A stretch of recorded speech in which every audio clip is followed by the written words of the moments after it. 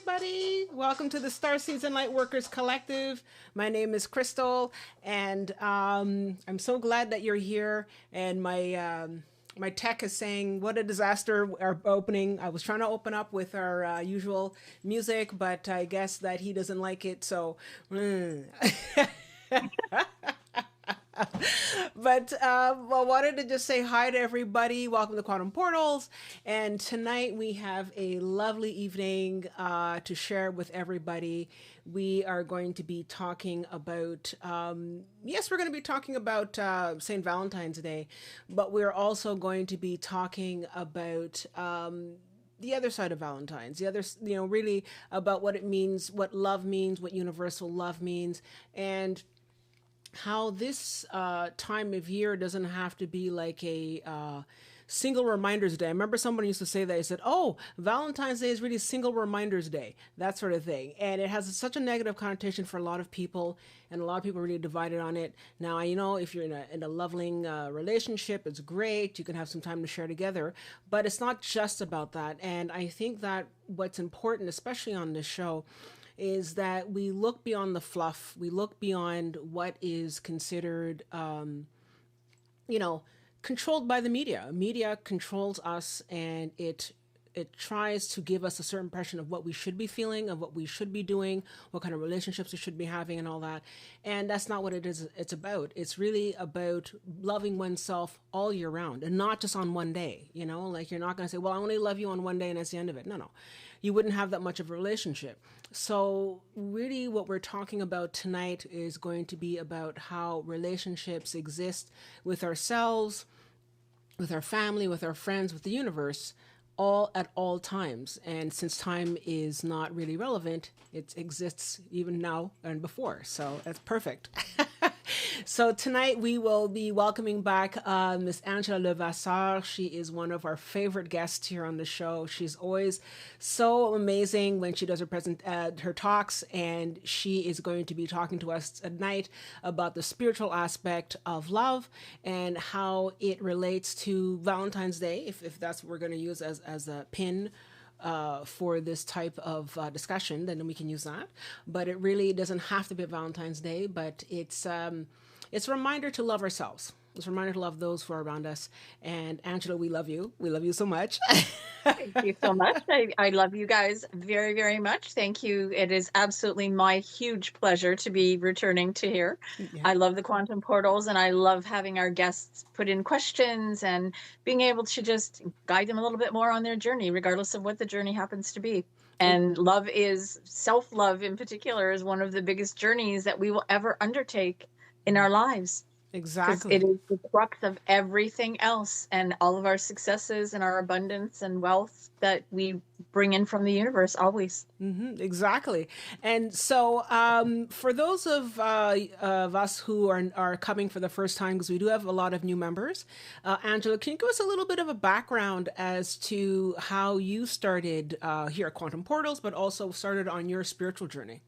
What was it for you? Oh my goodness. Okay. Well, we could go into great detail, but I'll give the Coles Note version. I started my spiritual journey many, many years ago when I was about 7 years old, and essentially found out that I had a number of different gifts.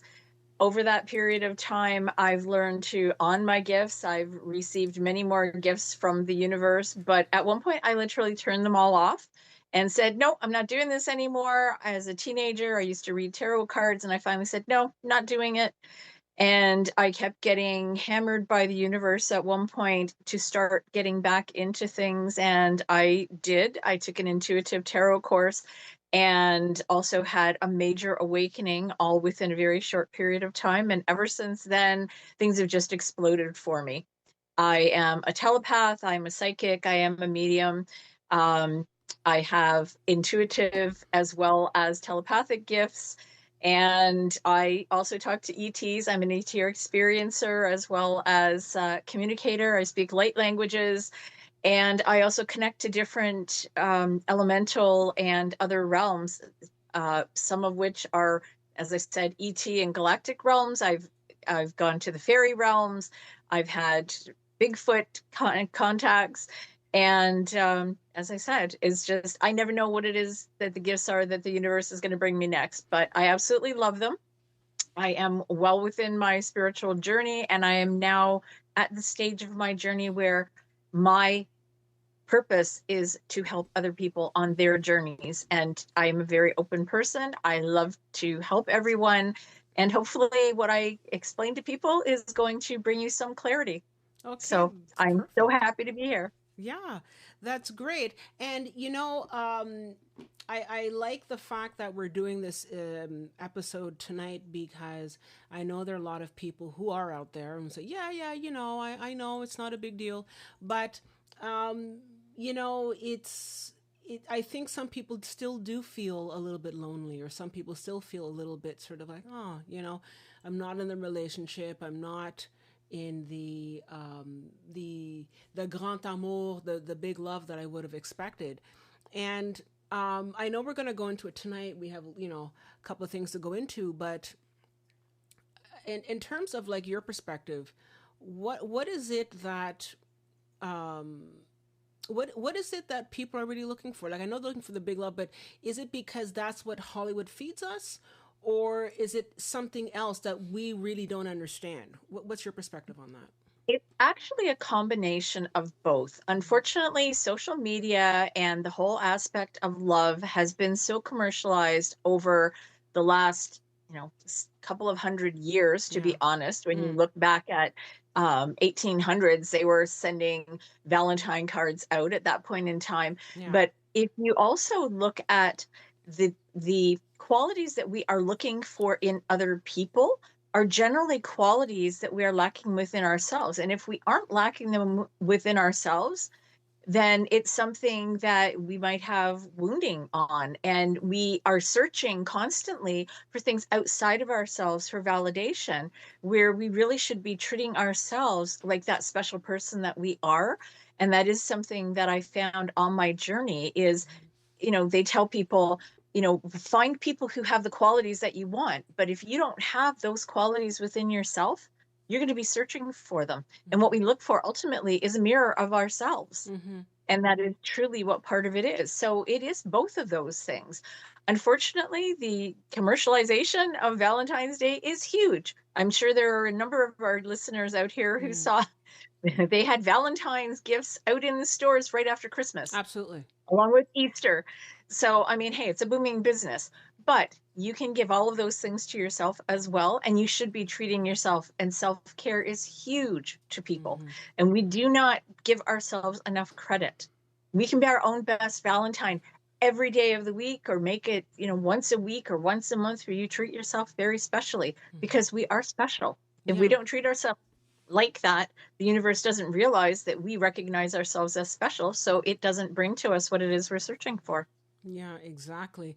And, just to sort of touch upon what you're saying about a big booming business, last year, the Valentine's Day business was a $25 billion business. 25 billion. I mean, with a B.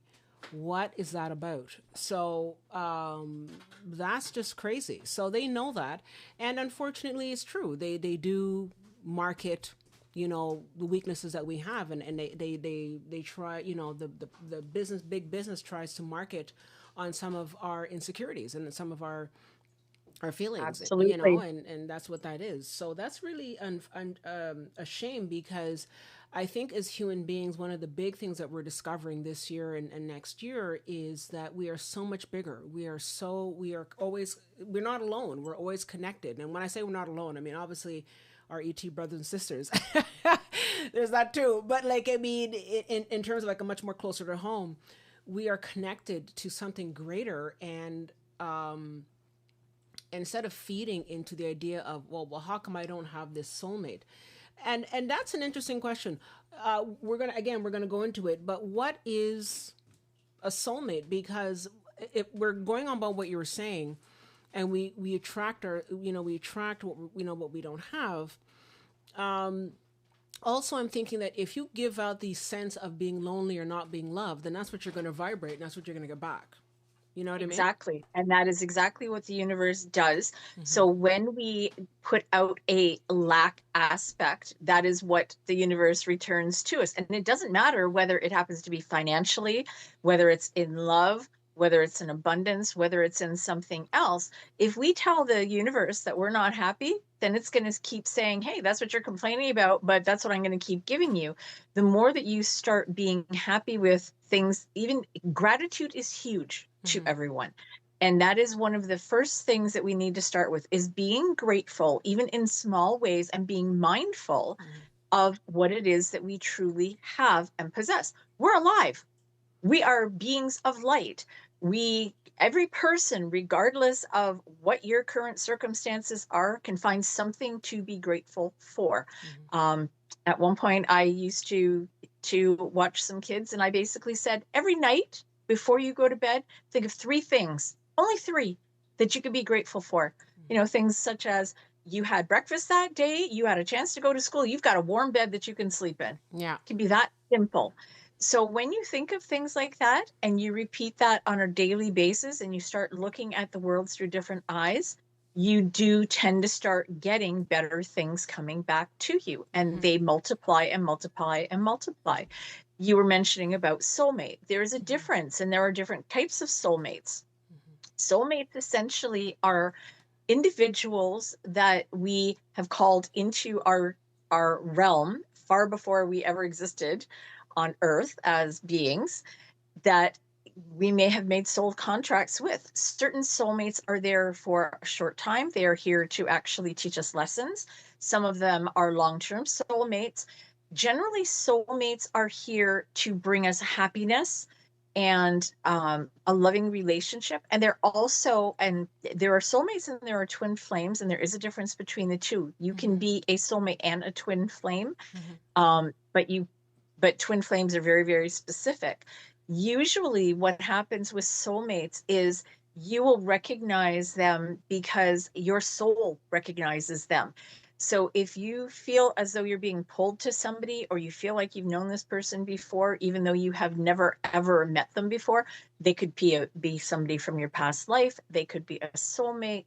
Um, if you find that there's a lot of turbulence, chances are they are a karmic soulmate, which means they essentially are there to teach you lessons. And it could be something that is ancestral.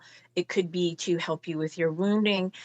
Normally, the ones that bring you peace, though, Mm-hmm. those are the ones that are going to stay in your life. Mm-hmm. Um, but again, you have to realize the fact that if all we have is turmoil in our life and we're looking for somebody that is a very materialistic view of our qualities, that's what you're going to get. Mm-hmm. And that means that you are unhappy with yourself. Because when you're looking for validation in a materialistic sense, Mm-hmm. it means you are still seeking validation outside of yourself. You're not happy with some aspect of your life, and you're trying to fill that void with something that is not fillable.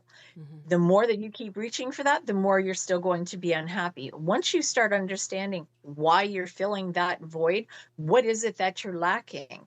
Is it that you're truly lacking love? Is it love of yourself? Is it jealousy? Is it that, as a child, you were abandoned or you were wounded? Is there some other reason behind it? Is there some hurt and pain? Could be grief from something. Mm. Once you start making peace with yourself and forgiving yourself for those things, you will find your whole world changes. Yeah. And very often, when you find soulmates or twin flames, they are there to help you with that healing. Mm-hmm. And that in itself is not something that you can find materialistically. You need to go through what they call the shadow work to be able to do that. And there's all sorts of different ways that we're going to discuss about being able to heal Yeah. those. Exactly. And and I know that we're always sort of like looking for ways to attract the perfect one and the perfection and all that. But you brought up a good point about the superficiality of it and how we're looking for outside validation. And we have a comment here actually from one of our viewers, Lawrence Johnson, 3259. He says, corporate marketing seems to perpetuate the idea that material things and the approval of others is a necessity. A toxic message, in my opinion. And yes, Lawrence, you're absolutely right. It is a toxic message. And that's the way they prey upon our insecurities of self.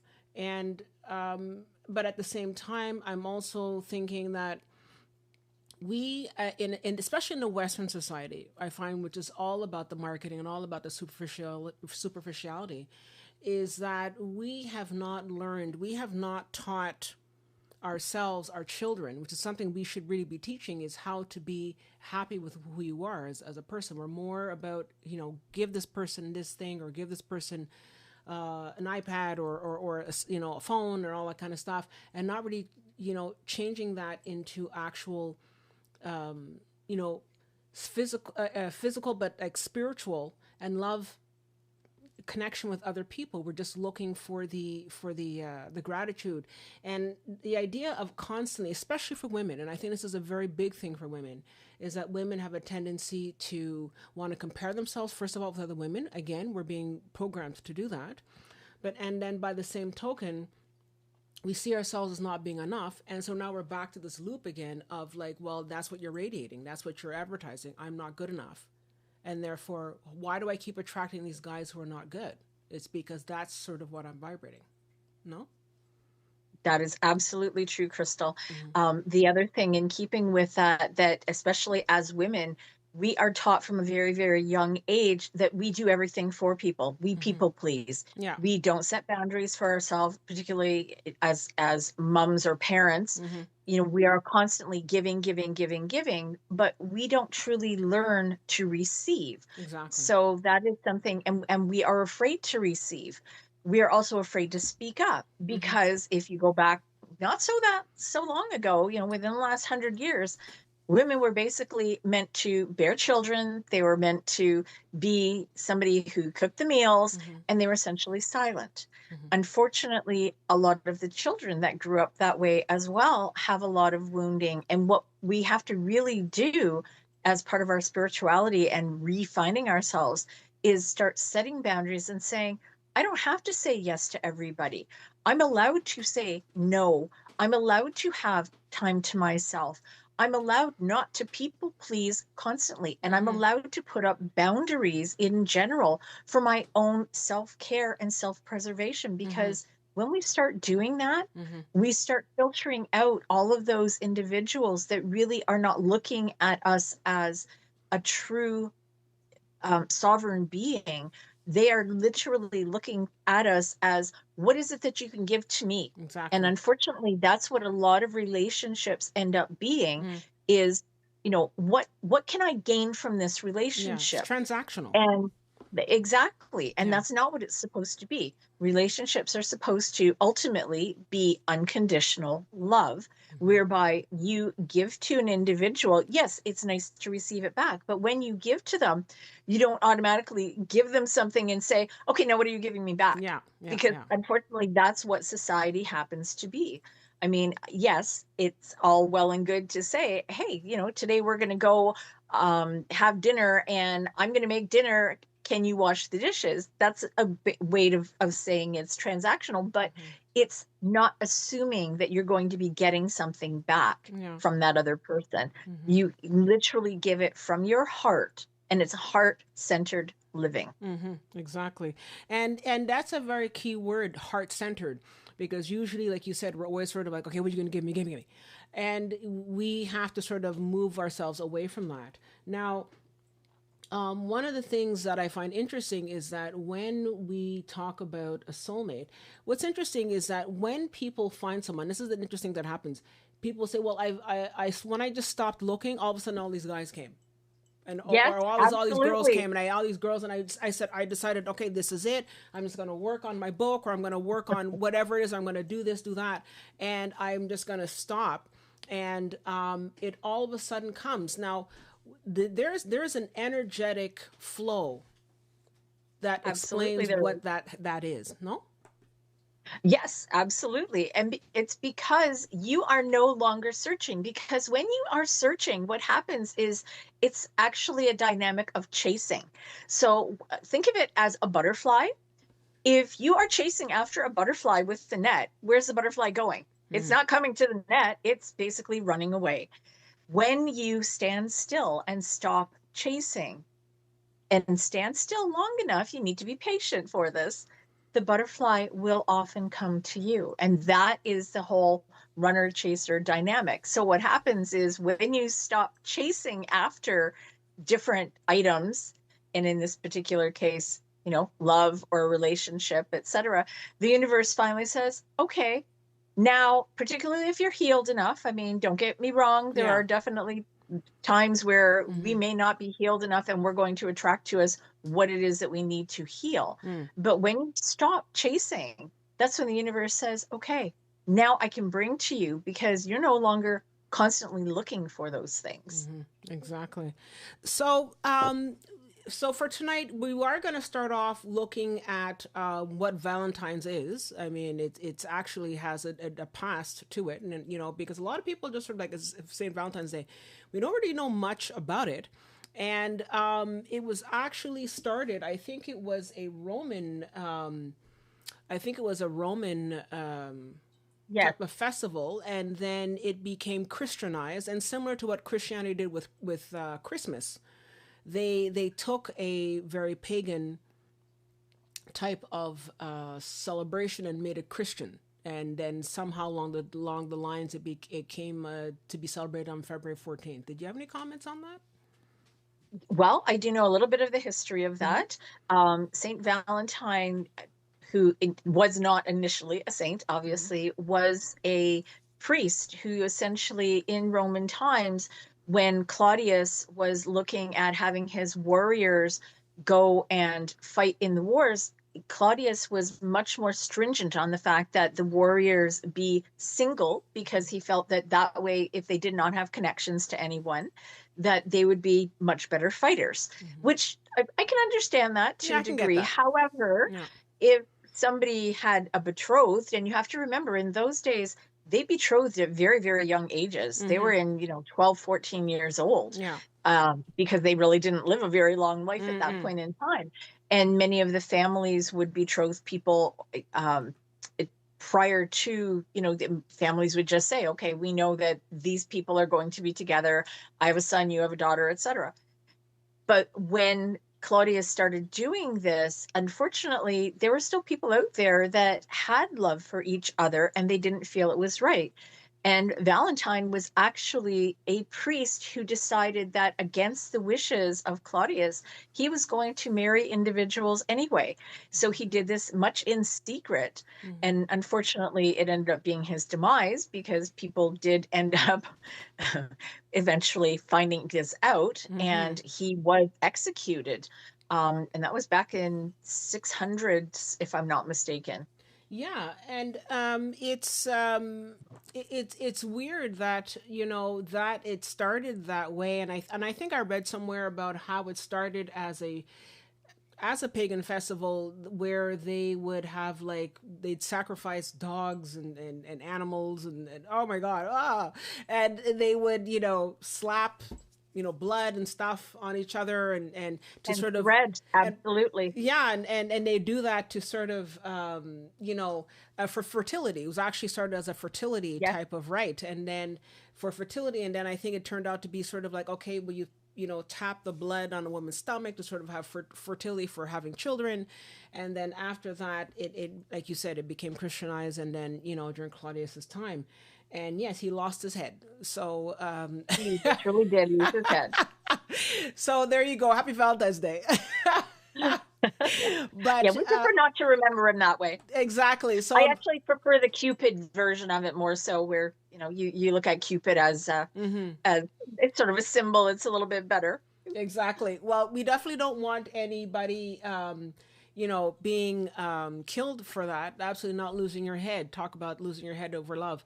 But in terms of, so that's sort of, so there is no romantic beginning. And so it shows how the marketing really played a big role because they came in. Absolutely. There was absolutely no marketing. I mean, there was no love, no nothing in there.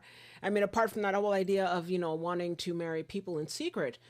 But then that should have ended it all. But then I think when what usually happens is that that whole sort of concept came to America and came, I think, the 19th century.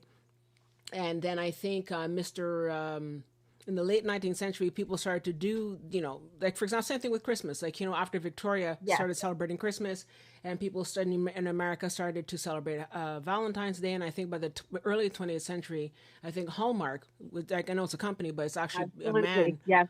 who started sending cards and said, "Here you go, you can have start sending cards and all that." So again, it's a Yes, really and totally marketing. commercialized it Yeah. and took everything from it. Though at one point it used to be extremely big business for them to send cards back and forth. I mean, unfortunately, nowadays with the cost of postal stamps and cards, etc. But I Mm-hmm. mean, you can go on any day of the week and find cards Mm-hmm. that are Hallmark cards relevant to that. But some of the things that people do are just absolutely amazing. Mm-hmm. And it is huge, big business, Well, particularly in the 25 Western billion, world. huge. 25 Yeah, billion. Why that's not?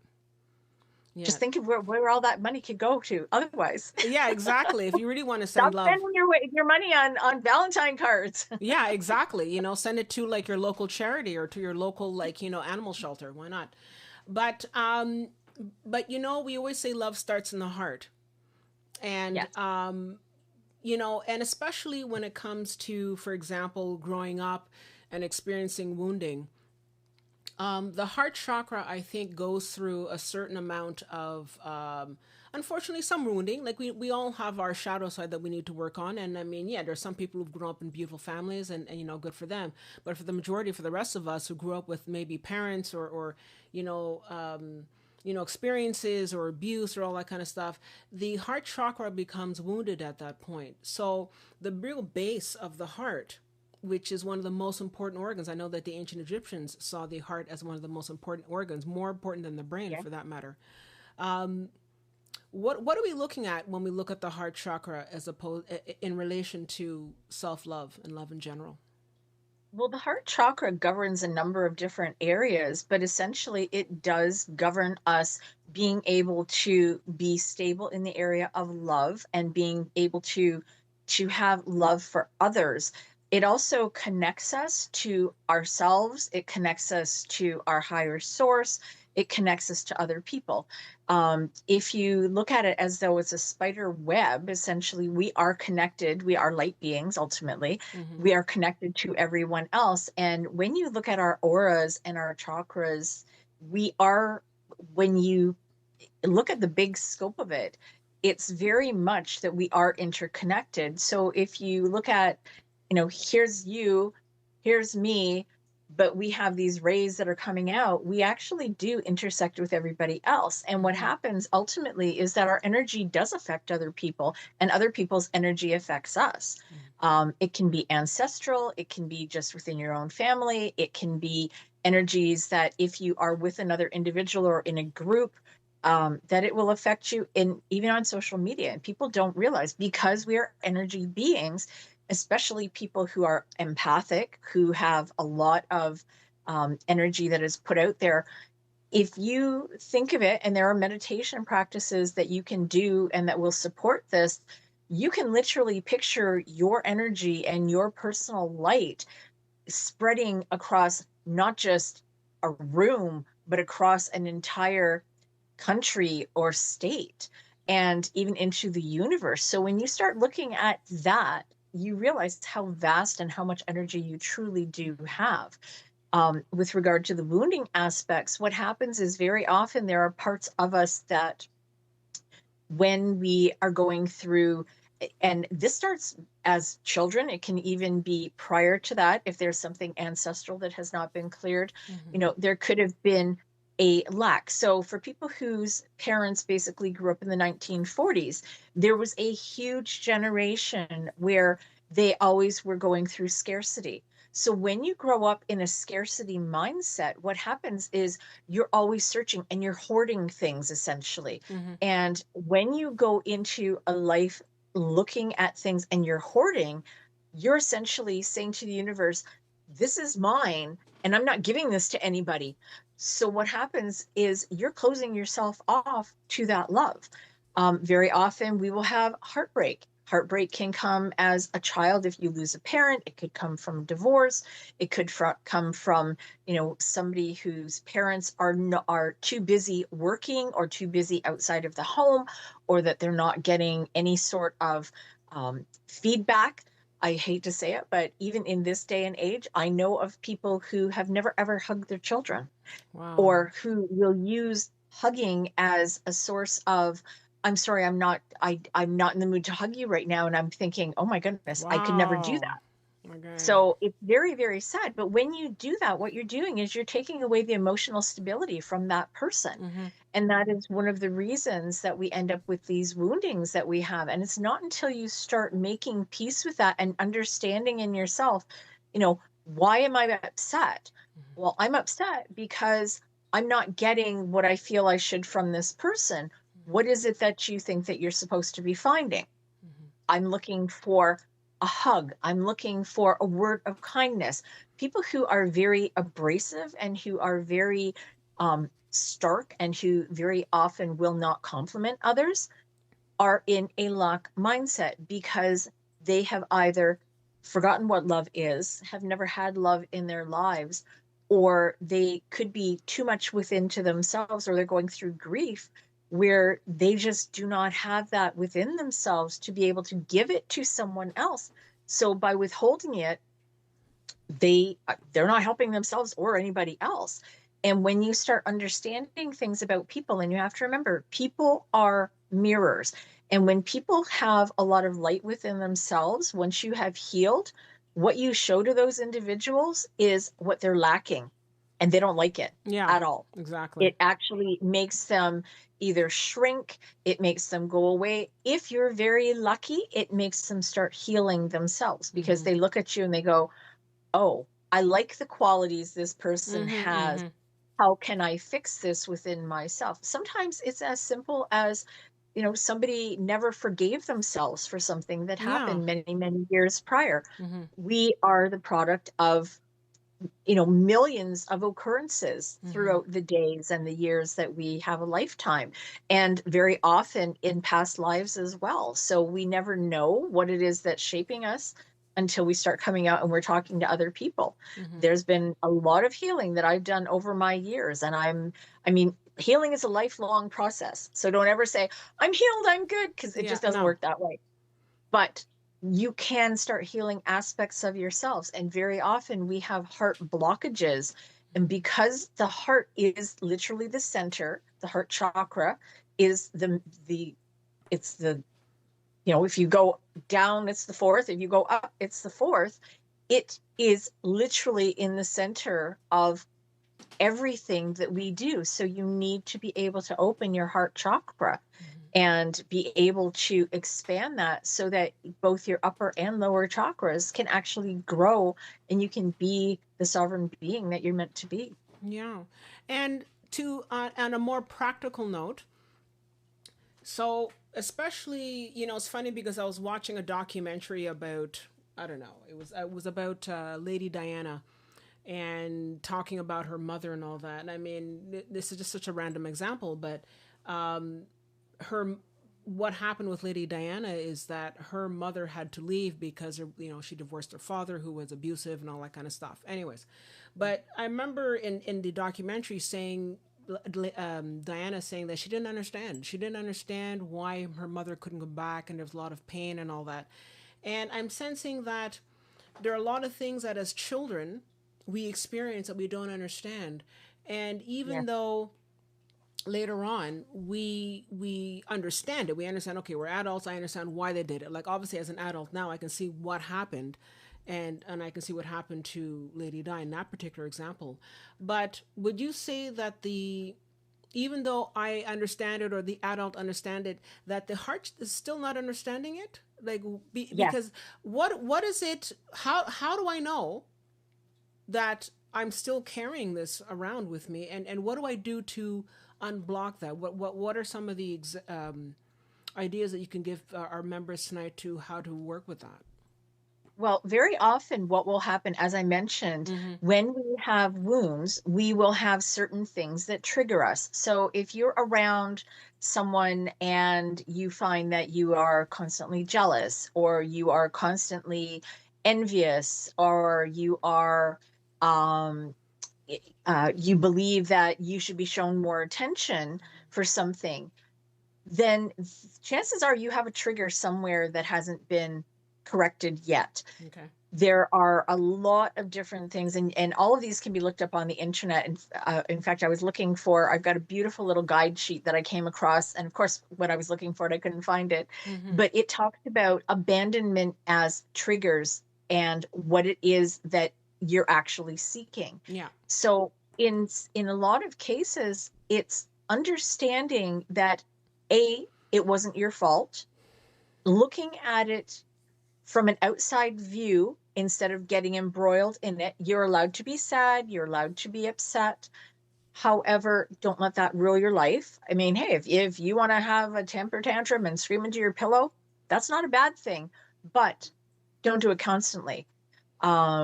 It's the point is not to let it overrule your life. The point is to acknowledge it and then forgive yourself for not knowing. And there are some very simple things. I mean, you can treat yourself with much more kindness than what you've been doing, which is a huge thing. And we should all be doing that regardless, because we all have bad days. So don't beat yourself up over the fact that you've had a bad day. Mm-hmm. Acknowledge it. I had a bad day. Something set me off. Why did it set me off? Well, I wasn't feeling well. Okay, you're allowed to have a self-care day. If Mm-hmm. you can't have a self-care day, come home, take your shoes off. You can have a salt bath. You can clear your chakras. You can have a shower where you're getting rid of the negative energy. Put on some very nice, music that you like. Dance it out. Movement is huge for Yeah. clearing chakras. I heard about that. Yeah. Um, you can do things like listen to solfeggios, and there are different frequencies that clear different parts of the chakras. Mm-hmm. I've got several of them that I listen to on a regular basis that Yeah. clear all the chakras all at one time, which is great. Okay. Some people listen to it and they think that it's noise. I think it's absolutely beautiful. To me, Mm-hmm. it just sounds like a cacophony of bells that are all ringing at the same time. But the funny thing is, when you listen to it, if you hear it as noise, it means you have blockages. When you Okay. start hearing it and you can hear it for the beauty that it is, you know that the blockages are no longer there. But I mean, even for all the healing that I've done, I still go through and I do chakra healings. I do cord cutting is another big one.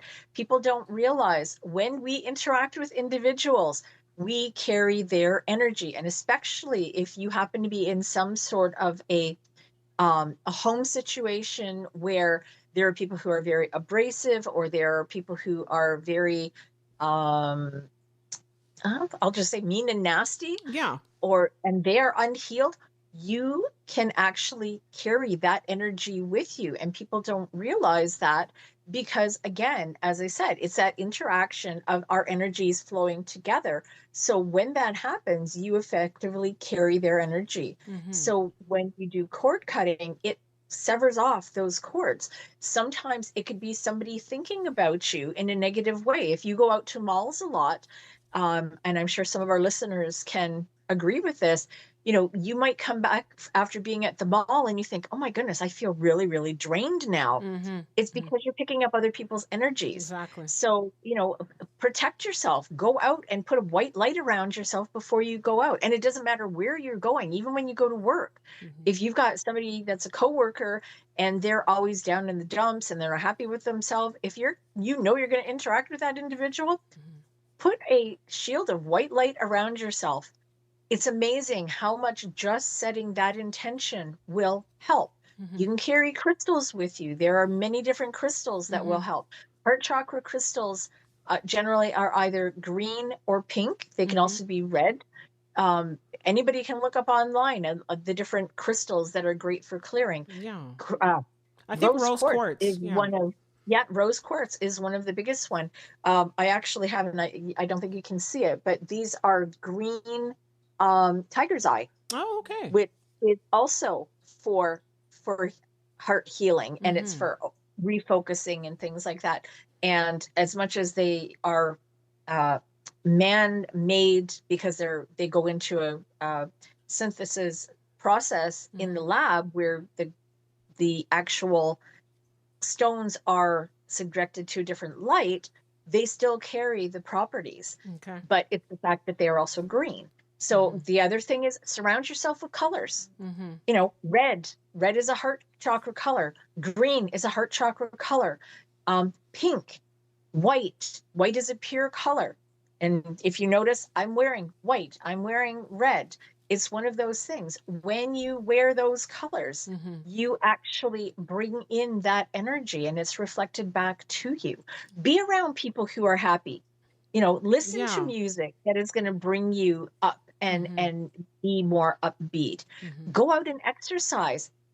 Treat yourself on a regular basis. Those Mm-hmm. are all huge, huge things. Mm-hmm. Far too often, and treating yourself doesn't have to be something expensive. You could treat yourself just by saying, I want to go and I want to have a nice bubble bath.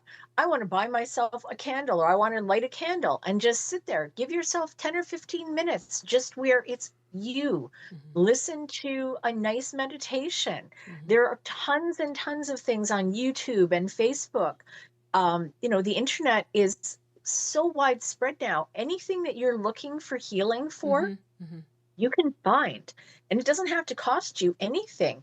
And if you really are having difficulties, there are a lot of healers out there, and there are Mm-hmm. that are very um, reputable and therapeutic. I mean, please do your homework. By no Yeah. means am I, a substitute for a physician at all.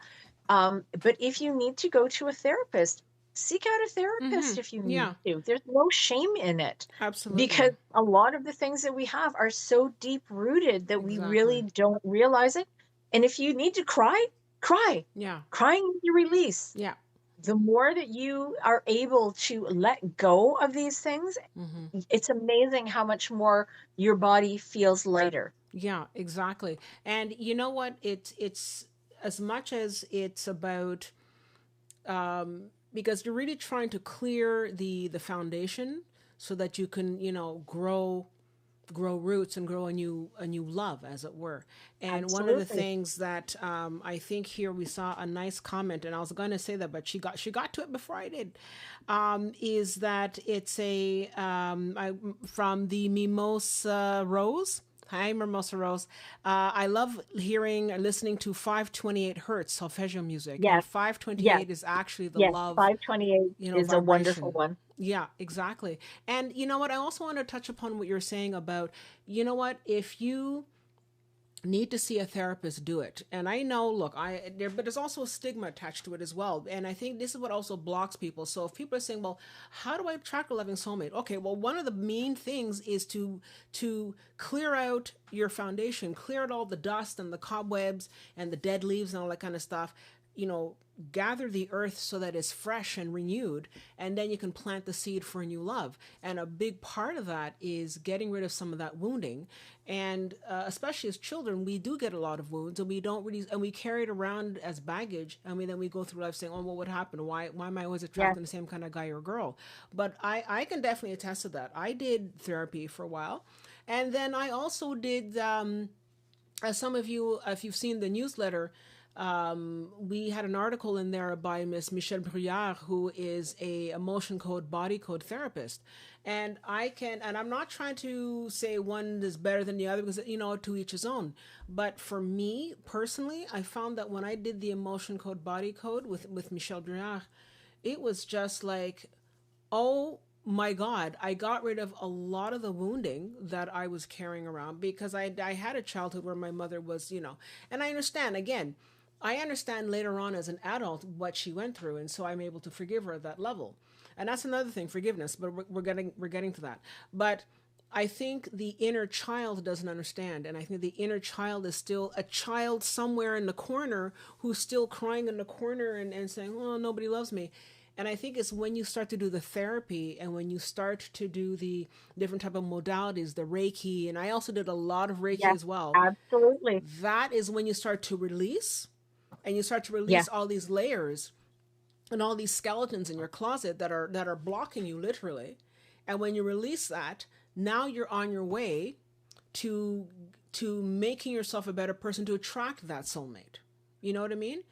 I totally agree. I Yeah. actually did some therapy with Michelle myself, and Yeah. I did find it very helpful. Again, as I said, there are many different types of healing and modalities out there. So it's a matter of, do your homework, find out if there's something. And honestly, to all of our listeners and our viewers, Mm-hmm. if you're looking for something and you don't know what you're looking for, send a message to Quantum Portals or put a question in the Yeah. group, because we have a lot of different individuals with different skills and modalities for healing that people are not aware of. And it's not something, Mm-hmm. even holistic and essences, Mm-hmm. uh, what do you call them? Essential oils. Yeah. People don't realize how much They're value there powerful. is in those. Yeah. They're very, very powerful. Yeah. Yeah. And Yeah. the other thing that I was going to mention is, just with the inner child, unfortunately, in the Western world, we Mm-hmm. have to grow up far too quick. Yeah. We basically are told, okay, you could be a kid up to this age, then you have to go to school, and then you have to have chores, and then you have to, start going to high school, and you have to learn this is what I want to do, and you have to Mm-hmm. work.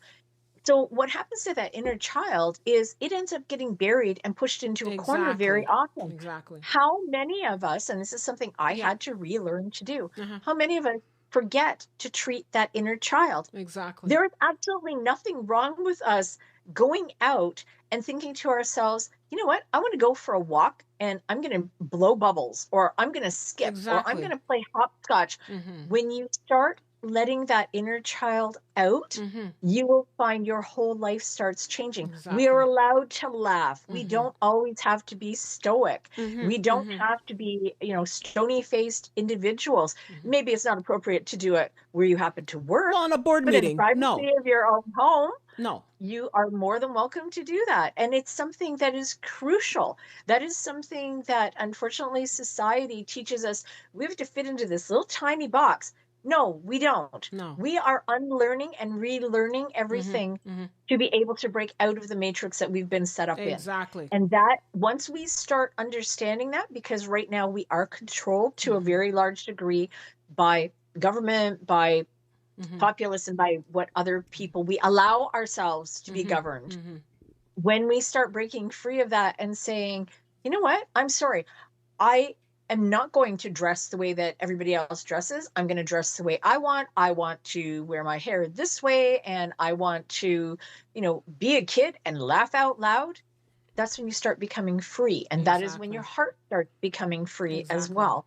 Buy yourself flowers. Go out and literally smell the flowers. Mm-hmm. Go and smell the flowers on a walk. Pick a couple of daisies, pick a clover, Mm-hmm. go and look at the bees, go and watch the wildlife.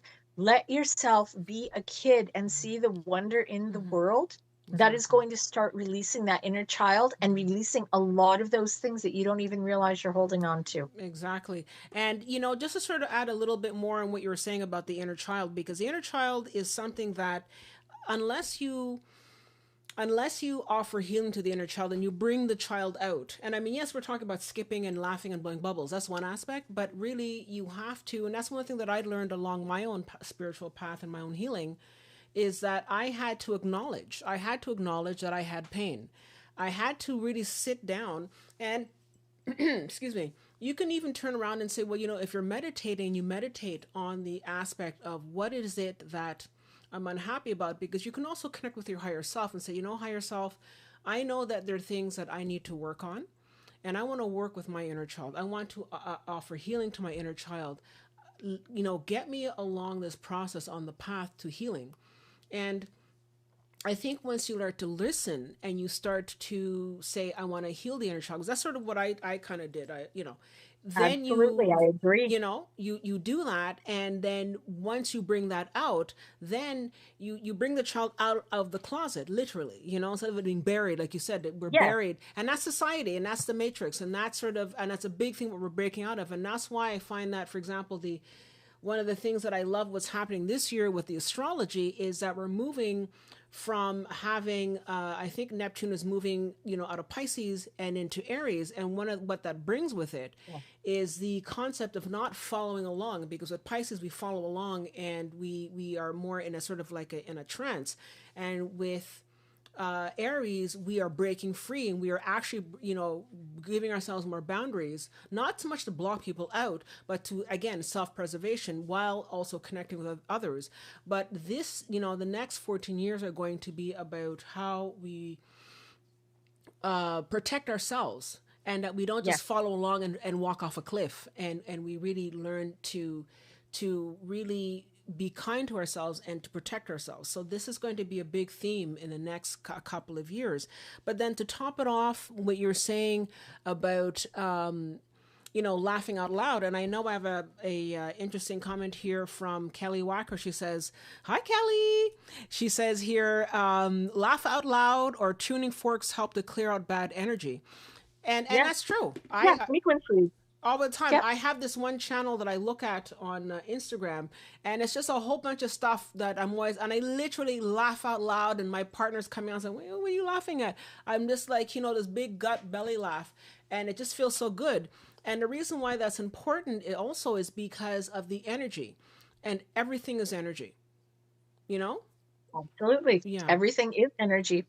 It's so, so very important for our inner child to feel safe. Honestly, and this, I know it sounds silly, but a lot of people are aware that, when you hug someone for just 4 seconds, it releases those endorphins and that safety. Mm-hmm. So if you have the chance where you can hug somebody, Mm-hmm. hug yourself if you need to, and just say, I am safe. I am, and self-talk is another one. And you Mm-hmm. can find all sorts of information on Yeah. the internet. I am safe. I'm a Mm-hmm. sovereign being. I'm in a safe place. I mean, if you're not, obviously that's not going to work, but it's letting your brain, Mm-hmm. and self-talk is another big, big factor. We don't realize how often do people say, "Oh, I'm stupid. Oh, I don't know anything. Oh, I'm, um, you know, I don't know how to ever do that. I could never do that." Every time that you say that, that is something that you are convincing yourself of that. So Exactly. stop saying that. Negative self-talk Exactly. is one of the worst things. Mm-hmm. So that's why when you are in a circumstance where other people are talking negatively to you, you need to be so careful and you need to set up boundaries and say, I am no longer going to tolerate this. I know it's easier said than done, and trust me, I know firsthand because I've been in that kind of a situation. But I have now got boundaries where I will not allow people to talk down to me in that regard. I will not allow myself to be belittled or my self worth to be compromised, because it took me years to realize what I was doing to myself. And it wasn't until I started understanding my self worth and the fact that I am worthy of love, I am worthy of good people around me, I am worthy of receiving, that I started to really bloom. And that has been a very hard journey. It's not a simple journey. Anybody who thinks that it is or says that it is really not being truthful with you. It is very painful. It has a lot of very dark days, and it can take many, many, many years. Mm-hmm. And it's not something for the faint-hearted, but what you receive from doing it is just enormous. It really gives you a sense of self-worth. It gives you a sense of self-love. It helps you to love other people more. And I'm not talking about, where you're hanging over your friends going, "Oh, I love you guys." Yeah. No. But it really is loving people for who they are and seeing the true essence. Mm-hmm. One thing that I find, especially with where I am now in my journey, is I recognize people's souls first and Exactly. their qualities, Mm-hmm. as opposed to, anybody can wear a mask, Mm-hmm. anybody can look pretty on the outside, but are you pretty inside? Mm-hmm. And it's an old adage that, looks are deceiving. Yes, looks are Mm-hmm. very deceiving. Once you start getting to know people, are they truly someone who has the qualities Mm-hmm. that you are looking for, or the qualities that you have? Mm-hmm. If they don't, and we are all guilty of this, especially when we need to heal ourselves, we find people to fix them. And very often it's because we need to fix ourselves. We need to be able to be in a relationship and accept people as they are, not how we want them to be, because it is not up to us to change them. They're the only ones who can change themselves. And very often, if we get into relationships, we think, oh, well, you should be doing this or you should be doing that. That's not up to us. Mm-hmm. And it's something that we are reflecting to them, that yes, you can do this, but it's not our call as to whether or not they're going to do that. Yeah. So it is one of those inner child wounds that we don't realize, but that's how it comes out. And that's how you can recognize as well whether you've got inner child wounds still. Exactly. But you know what? Love your inner child. Mm-hmm. Exactly. But you know what's interesting though, is that sometimes you do meet someone, and it's happened to me before in my past relationships, in my wild past. But but Hey, we all have a wild past. If only. But one of the things that I was lucky to encounter is that when a relationship didn't work out, I remember asking, guys, what happened? What didn't work out? And sometimes the guys would just disappear and that's it. But I had once in a while the guys would say, what didn't work is because you were, either too aggressive, or you were too smothering, or you were too controlling and all that kind of stuff. And I had to sort of take a step back and say, but what is that? Because it could have been a good relationship. And I mean, it's a much bigger, broader picture here, because I know people come into your life to teach you different things. And so at this point in my life, also on my journey, I realized that I could not have stayed with this guy and I could not have stayed with that guy, because that was just really just like the worst. But I didn't see it, But when I look back on it, I said, oh my God, thank God that guy left, because look at where I'm at now. I'm a much better person and I learned from it. And so you can learn from the other person. And especially if you can sit down and have an adult conversation, say, okay, it didn't work out, but if you can tell me what didn't work out for you, I can look at that and say, okay, you're right. I was maybe a bit too smothering, or I was a bit too controlling, or I wanted this, it always done my way. And I had to look back in my past and say, as much as I loved my mom was very controlling. She was, the typical West Indian mom who's like, okay, you got to do it this way and that way. And I know why she did that, because she wanted me to succeed and she wanted the best for me and all that. But I think that maybe as a child and, as a young woman growing up, I interpreted that this is how it always has to be. And so while I understand that people can't, really change you, they can also offer you insight and say, Crystal, you did this. And I know you're not a mean person, but because you did this is not working. And so I've learned in my own life that, wow, okay, people have told me things, and and this is why I'm honest in that sense. And I'm a Sag, so I like the truth, and just tell me straight up. And people say, I know I can talk to you because I know I can give you the straight up truth, and you're not gonna recoil. Because also some people are so sensitive that they don't want to hear it. And you know what? It's not, like you said, it's not my job to bulldoze and to say, well, you did this wrong, and to bulldoze and roll over them. Because if I see that they're too sensitive, I say, well, you have to, I think in some ways you have to make a judgment call, because again, you don't want to destroy them. But at the same time, especially, for example, if you're working in a work setting, and this person is acting a certain way, and you have to say, look, this is not working because of this. You can tell the person, especially in a work setting, it would be nice if you didn't do this type of behavior, because some people feel a little bit, uncomfortable. Exactly. You know what I mean? So there's a bit of sort of like a fine line, as it were. What do you think? There is, absolutely. But that just brings us to another point, because when you are looking for a relationship, or if you are in a relationship, communication is a huge, huge key. And a lot of times, and you can pull this up on the internet, and it's something that, when you go through coaching, or if you've ever gone through any kind of counseling, particularly couples counseling, it's not when you say, you, it's, and point fingers, it's, I feel that, because you are responsible for your feelings. But it's also communicating to the individuals that This is how it is that you're feeling. This is how it is that they made you feel. Now, keep in mind that you're the one that is in control of your feelings. Nobody can make you feel something unless you allow them to do that. So that's a very key point. And that was a really hard one for me to understand, but I realized it was because of the wounding that I had.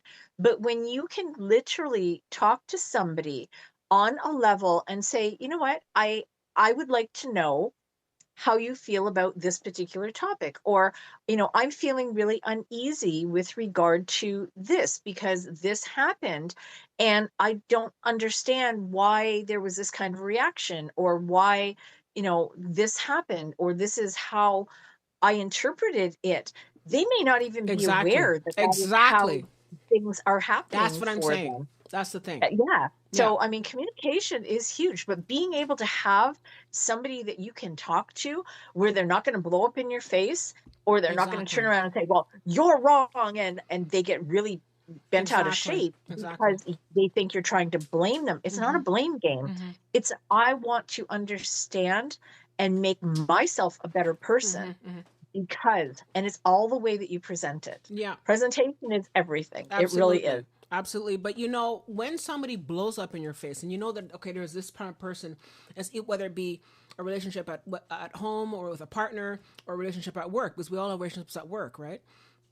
But even so, if you know that this person's going to blow out, then you also have to turn around, and I think this is where you have to make the judgment call based on what you were Yeah. saying, is that you have to say, you know what? And because also, having done a lot of the study in terms of the spiritual aspect of things, I realized that the reason why people do blow up, or the reason why people are controlling or mean or all that kind of stuff, is because they have wounding, Yes. and it's not always the 100%. case that this person is a big fat jerk. Like, it could be that you see, I don't know about you guys, but I'm beginning to see through people, and I can see the wounding, and I can see, oh my God, that was me Yes. 20 years ago. Oh my God, there's this, 100%. that happening. And you start to see it. And when you become sensitive and you say, oh, okay, I know what they're going through because I was that then, like 10 years ago. Then you can then say, okay, I can not so much tiptoe around them, not that, but more sort of like, I can come at it from a different angle that will not hurt Yes. them. You know what I mean? And the Yes, same thing can apply to a personal relationship as well. No? absolutely. And interesting that you would mention that, because when you start getting on your spiritual journey, and I mean, we are all at different levels, you do come to a point where you start realizing one of the reasons that we go through a lot of and I'm going to just say it, a lot of the shit that we go Yeah. through is so we can understand and guide other people once we get up to a certain level, Mm-hmm. because you can see it and you start understanding, Mm-hmm. okay, this person is reacting because obviously they had a lot of hurt, Yeah. or they went through different situations. If you are lucky enough that the individual is sharing with you what it is that they went through, you can relate to some of that. Maybe not exactly the same, Mm-hmm. but chances are you have a very good understanding because somewhere in your life you've dealt with something very similar. Yeah. But if someone is able to share with you, it also helps them to heal their Yeah. wounding Yeah. because, as I said, they may not even realize. I mean, I don't necessarily have the greatest relationship with my mom, but I also recognize that Mm-hmm. she had a lot of wounding that she has never ever Exactly. let go of. Exactly. And I know that is why she reacts the Mm-hmm. way that she does. I Exactly. can't change that, Mm. but I can deal with it in different ways. So I Mm-hmm. don't take it personally now. I take it as Exactly. more of an observer for the most Mm-hmm. part. Mm. And I also, I do things that are good for me, so that as an observer, okay, I know that she has this kind of an energy, so I'm going to listen to my solfeggios. I'm going to put Mm-hmm. on my get rid of negative energy Mm-hmm. things. I'm going to get myself out of the house. I'm going to immerse myself in something that I like, a favorite book. I'm going to listen to music that I really like. Anything. It's something to distract yourself from that feeling Mm-hmm. so that you are looking at it objectively instead of subjectively, and you're not internalizing it. Because when you internalize it, all you're doing is giving yourself another wound, where when you start looking at it and saying, I understand now where this is coming from, Yeah, it's not directly something that is my fault because exactly. it's not within me. I triggered it. Then you can start Hmm. letting go of those kinds of things, and you let go of the guilt as well. Yeah. Because many of us, and we were talking about forgiveness as being key, Hmm. many of us carry around guilt. And a lot of times that guilt is not something that is even our fault Hmm. as kids, particularly. It is not our fault that our parents were not getting along. Yes, sometimes there are situations where they will blame the kids Hmm. because of, for lack of, them being adults and knowing what their woundings are. But 9 times out of 10, it's not something that the child has done. The child was very innocent. Hmm. Exactly. And you know what's interesting? Just, I mean, there's so much to unpack there. But the thing is that the guilt is a big thing. Like, I mean, I can tell you, and it's also stuff that I've done, and I say, oh my God, why did I do XYZ? Oh my God, I can't believe this. Oh my God, oh my God. And I remember carrying that for the longest time. And I remember at one point saying, I have to forgive myself. I have to forgive Mhm. that person, but I also have to forgive myself. And you know what? You made a mistake. Now deal with it. Now get over it. All that kind of stuff. Yes, You know? absolutely. We are light beings that are here for human experience. Exactly. We are supposed to experience all of these different things, Mm-hmm. regardless of whether it's fun at the time. And then, I mean, I'm not saying that you go out and do everything bad, or, illegal, etc., Yeah. though things like that do happen. Mm-hmm. But we are meant to experience different emotions. That is part of what we signed up for when we Yeah. decided we wanted to come here to Earth. Exactly. However, yes, if you do not forgive yourself and you go on for the rest of your life, all it does is eat at you. What purpose does it serve? Absolutely none. Mm-hmm. It's like worrying. People go and they worry and worry and worry. Can you solve anything by worrying? No. No. Can you solve anything by having guilt? No. Does it make you happy? No. So why are we doing it? Is there anything that you're going to be able to accomplish by carrying it around as a No. worry or a guilt? No. If you worry about what the other person thinks of you, is that going to help you? Mm-hmm. There is always going to be somebody who does not agree with what it is that you do or say or wear or how you live your life. And I'm not saying this in to be mean, but live your life the way you want. Just Exactly. if you're doing things that shouldn't be seen, do it behind closed doors, Yeah. because we still have to abide by laws, etc. Yeah. But it's something that it took me a very, very long time to understand. And there is a saying that I've come across several times, and I've posted it on my Facebook.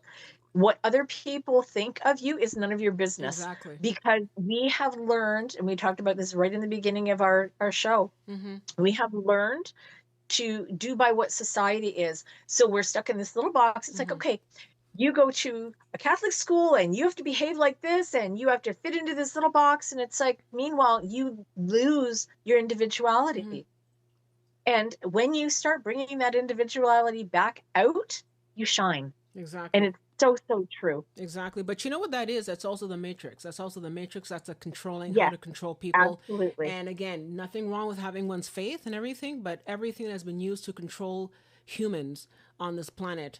And we are starting to finally break free from all that, excuse me, bullshit. But it's really what that is. I And we're agree. starting to completely clear that out. So that's what that is. So I wanted to sort of move on, though, to in terms of Sure. energy, because I know that now that we've talked about all this, when you do this, you end up changing your energy.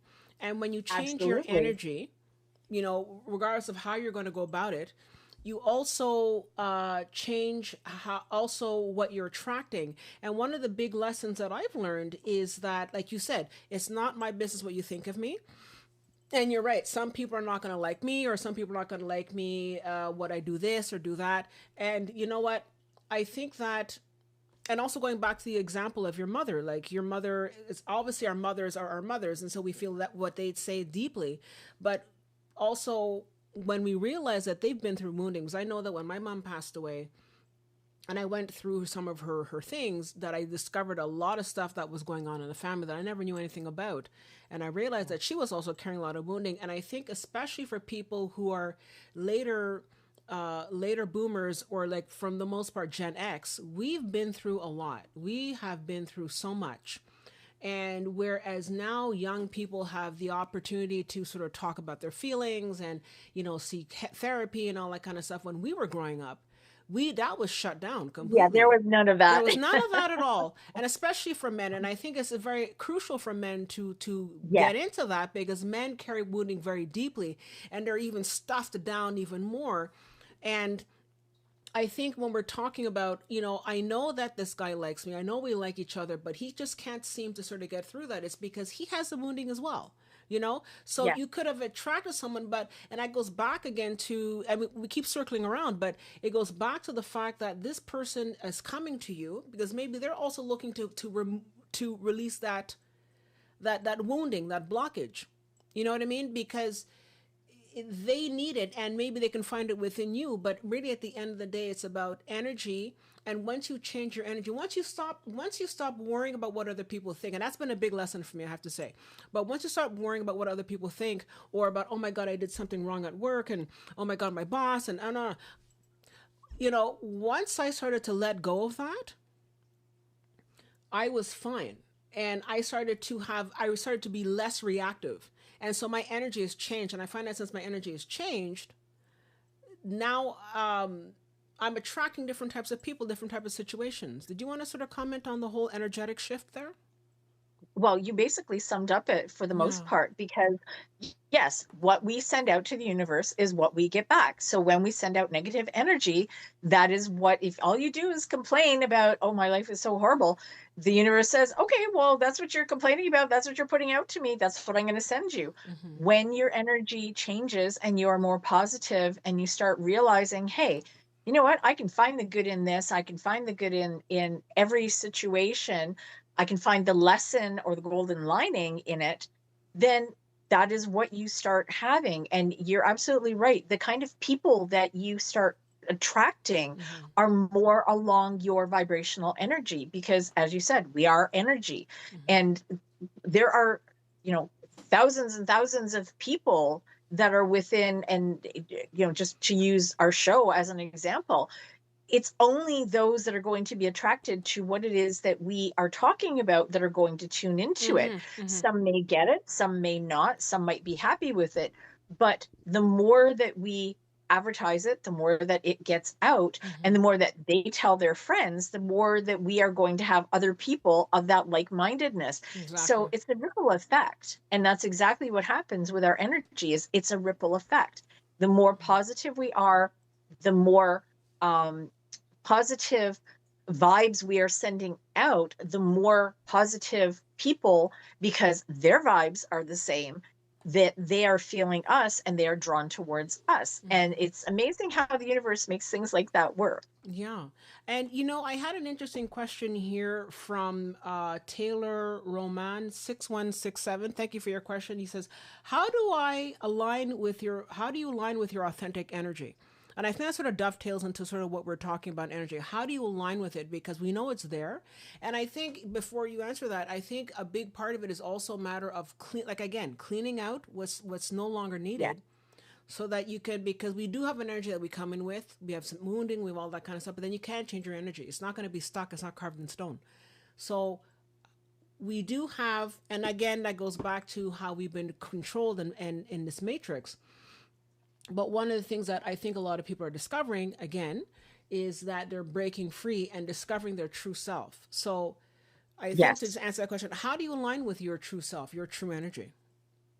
Well, you have to basically unlearn all of the things that we learn in life. And a lot of it depends on, I mean, you're here, Taylor. So I'm assuming you may be on a spiritual journey. You might just be somebody who popped in because you found our topic interesting. But a lot of it is once you start realizing that, and this is sort of a whole show onto itself, but it's when you start realizing that you are going through something different than the person that you were before, and you recognize the fact that, hey, i'm I don't fit into this little square box anymore. I'm starting to poke little holes in it, and then start growing and learning and finding out where is it in your journey that you happen to be, then you can start being more authentic because you are truly starting to be on the journey that you were always meant to be on. It's not a short-term process by any means. And it is something that does take a lot of hard work. It takes time. Please don't let me discourage you because that's not what I'm trying to do. I'm just trying to be very honest. And a lot of it happens even without us realizing it. Because when you start saying, okay, universe, I know that life is far better than this for me. Show me how great it gets. That's what the universe does. And it's bringing in the positiveness and the gratitude and the mindfulness and looking at that in other people and saying, you know what? Hey, or even just go out. If you're somebody who goes out and they just does their day and they're in the store or what have you, turn around and say hi to somebody, give somebody a smile. It's recognizing those little tiny things that can make a huge, huge difference in your world. And as you do that, you'll find people do that back. Yeah, you might not get everybody doing it, but I can guarantee you, if you give somebody a smile somewhere down the road, you're going to get another smile back. You might get a whole bunch of them. It's those small acts of kindness, being kind to yourself and being kind to yourself and mindful in your own personal ways, you know, being thankful for what you have, whatever it happens to be. I mean, hey, it might not be exactly where you want to be in life, but that doesn't mean you can't be thankful for it, Yeah, because the more you're thankful for it, the more you're going to get what it is that you're actually looking for. exactly. I mean, if you really want to start looking at something like that, I know Crystal's got my information up. Yeah. I actually teach things along that line, and that is part of what I have a business that is part of what I do is I help people figure out where are you on your journey. Mm-hmm. So, and that is Exactly. part of what I'm meant to be doing Yeah. because we have so many people who are coming into their own and awakening now. Mm-hmm. Mm-hmm. So finding your authentic self, there's all sorts of little tiny bits and pieces, but first you've got to figure out where are you? How far up on that level are you? Exactly. And guys, check out the link below in the video. You can find out information on Angela's website, and you can reach out to her if you want to have any more, guidance, and if you want to sort of work with her as a coach, and to learn more about what you're working on, where you are in your spiritual path. Now, one thing that I wanted to talk about, especially, is that especially when we're talking about finding the right soulmate and all that. Again, let's go back to the concept of how the Matrix has programmed us, because we are being programmed by Hollywood that the perfect man or the perfect woman has to look a certain way and they have to be a certain way, and then if and they have to have a certain kind of job and have to do this and do that, and if they don't have any of that, then we have somehow not found the right person. And again, that's a controlling thing, that we are being controlled to look in a certain way. And I know that I'm definitely guilty of that. And I mean, look, we were all sort of teenage girls, and we were all into Michael Jackson and Rob Lowe and all that kind of stuff. And Absolutely. and we were all sort of like, okay, he has to look a certain way, and he has to look this, and he has to look that, and Leonardo DiCaprio and all that kind of stuff. But really, I think that when you change your vibration and you're grateful and you're just loving, and it doesn't have to love this or that. If you're just loving within yourself and you are happy and you've cleared out everything that you've cleared out a lot of the wounding that you've done, then you just start to naturally love yourself, and you also start to naturally love people. And the reason why I'm bringing that up is because once you cultivate that kind of love, once you cultivate just a sense of just loving people for what they are, you start to look at them differently.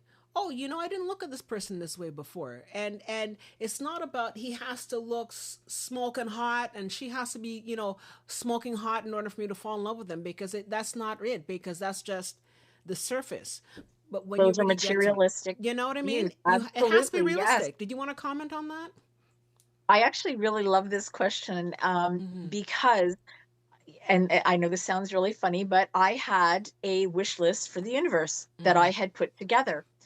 And funny enough, when I initially did it, I was looking at qualities of individuals as opposed to the materialistic things. I didn't say that they had to have dark hair or that they had to be, 6 feet tall or that they had to be, within a certain weight area.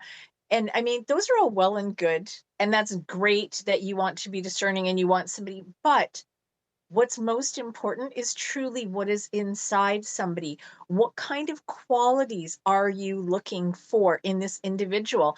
And one of the biggest things that I was ever taught was when you are with somebody or looking at somebody, look at how they treat other people, because many people, and we're all guilty of it by virtue of living in the matrix in society, we all wear masks. Very often we will wear different masks at work than we will at home, than we will wear around friends. But as you start to grow and you start to become more loving of yourself, that mask falls away and you start to recognize masks on other people and you understand the fact that they're protection, and you do start to understand why, as if you happen to know the person and you've gotten to know them well and you know their history, but you also start to recognize the energy of those that do not sync with you anymore, which is really sad sometimes, because when you start becoming much more energetically aligned with where you should be, very often you will have people that fall away. It is because you no longer align with them. It could be relationships, it could be friends, it could be people that were friends at one point, it could just be people that you really shouldn't have been around in the first place. It's kind of like when your mom and dad say, "Oh, well, you really shouldn't be hanging around with those people because they see something that you don't, but you just want to hang with the cool kids." Doesn't always work that way. Um, but I love the fact of being able to sit down and write a list, and literally, when you put that out to the universe, you know, it's a matter of knowing that there is somebody out there for you. I mean, there are how many billion people on this planet? You may be somebody that doesn't want to be with somebody. That's fine. Maybe you just want a friend who happens to have these qualities, and that's okay too. But when you start looking at qualities, do they have strong spiritual values? Are they energetically aligned with where they should be? Are they kind to people? Are they kind to animals? I learned this, and this was a very hard lesson for me. I was with someone many years ago, and unfortunately, they were very unkind to animals. And Oh, at one time, I had to bring an animal to the SPCA, oh and the no. SPCA woman said to me, yes, this was an ex-husband. And the SPCA said to me, usually when people abuse animals, their next step is to abuse people. Well, I had already known that because it was a very abusive Oh relationship. no. And I hate to say it, but mental and emotional abuse is far worse because it's hidden. So it's one of those Mm-hmm. things, and I'm not advocating to anyone to stay in any kind of an abusive relationship.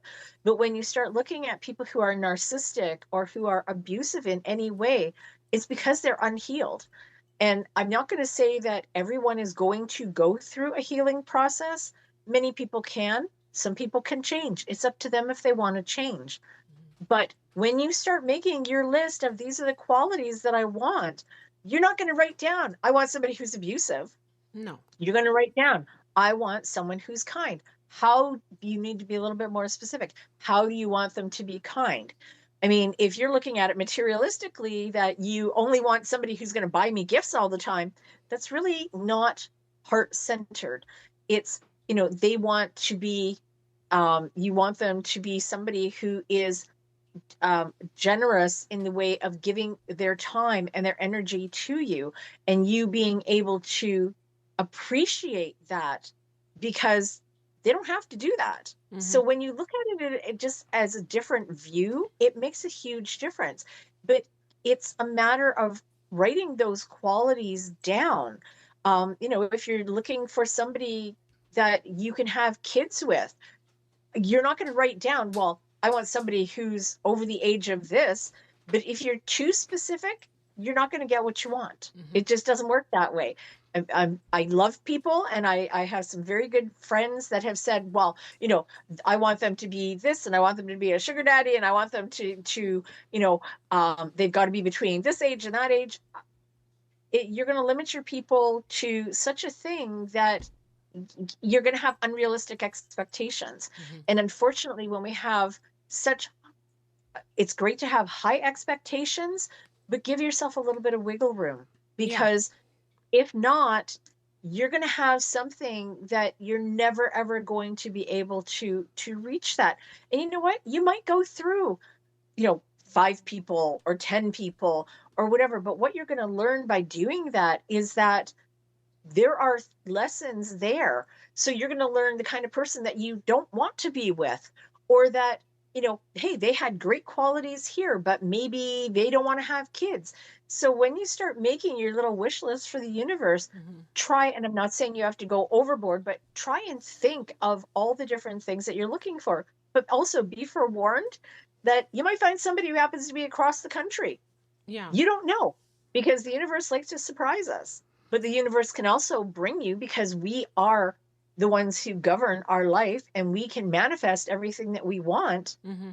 I mean, I can honestly say I manifested somebody, and I know somebody manifested me. And basically, I had a wish list, and I can check off every single box on my wish Oh, list. nice. And it's one of those things that basically it does happen, Mm-hmm. but you have to be patient, and Mm-hmm. you have to be, a little bit giving, because there's always going to be things there that the universe is trying to help you to grow. Mm-hmm. So if you say, well, you don't fit into this square little box, I'm not supposed to. I'm Mm-hmm. supposed to be able to love and to grow and to expand.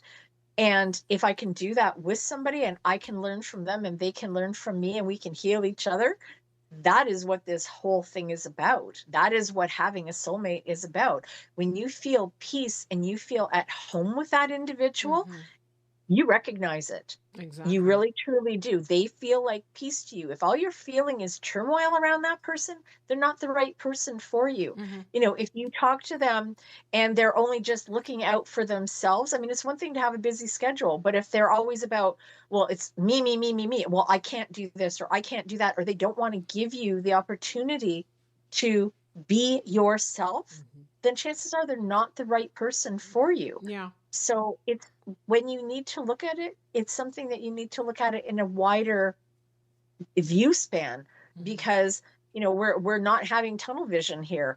It's, if you're too specific, you're going to have a really, really difficult time with things. Yeah. Give yourself a little bit of leeway. You might Mm-hmm. just be very pleasantly surprised with what it Absolutely. is that the universe comes up with. Absolutely. And I think that that's a big thing because, like I said before, we have this expectation that they have to be 6'2" and this shape and not that and all that kind of stuff.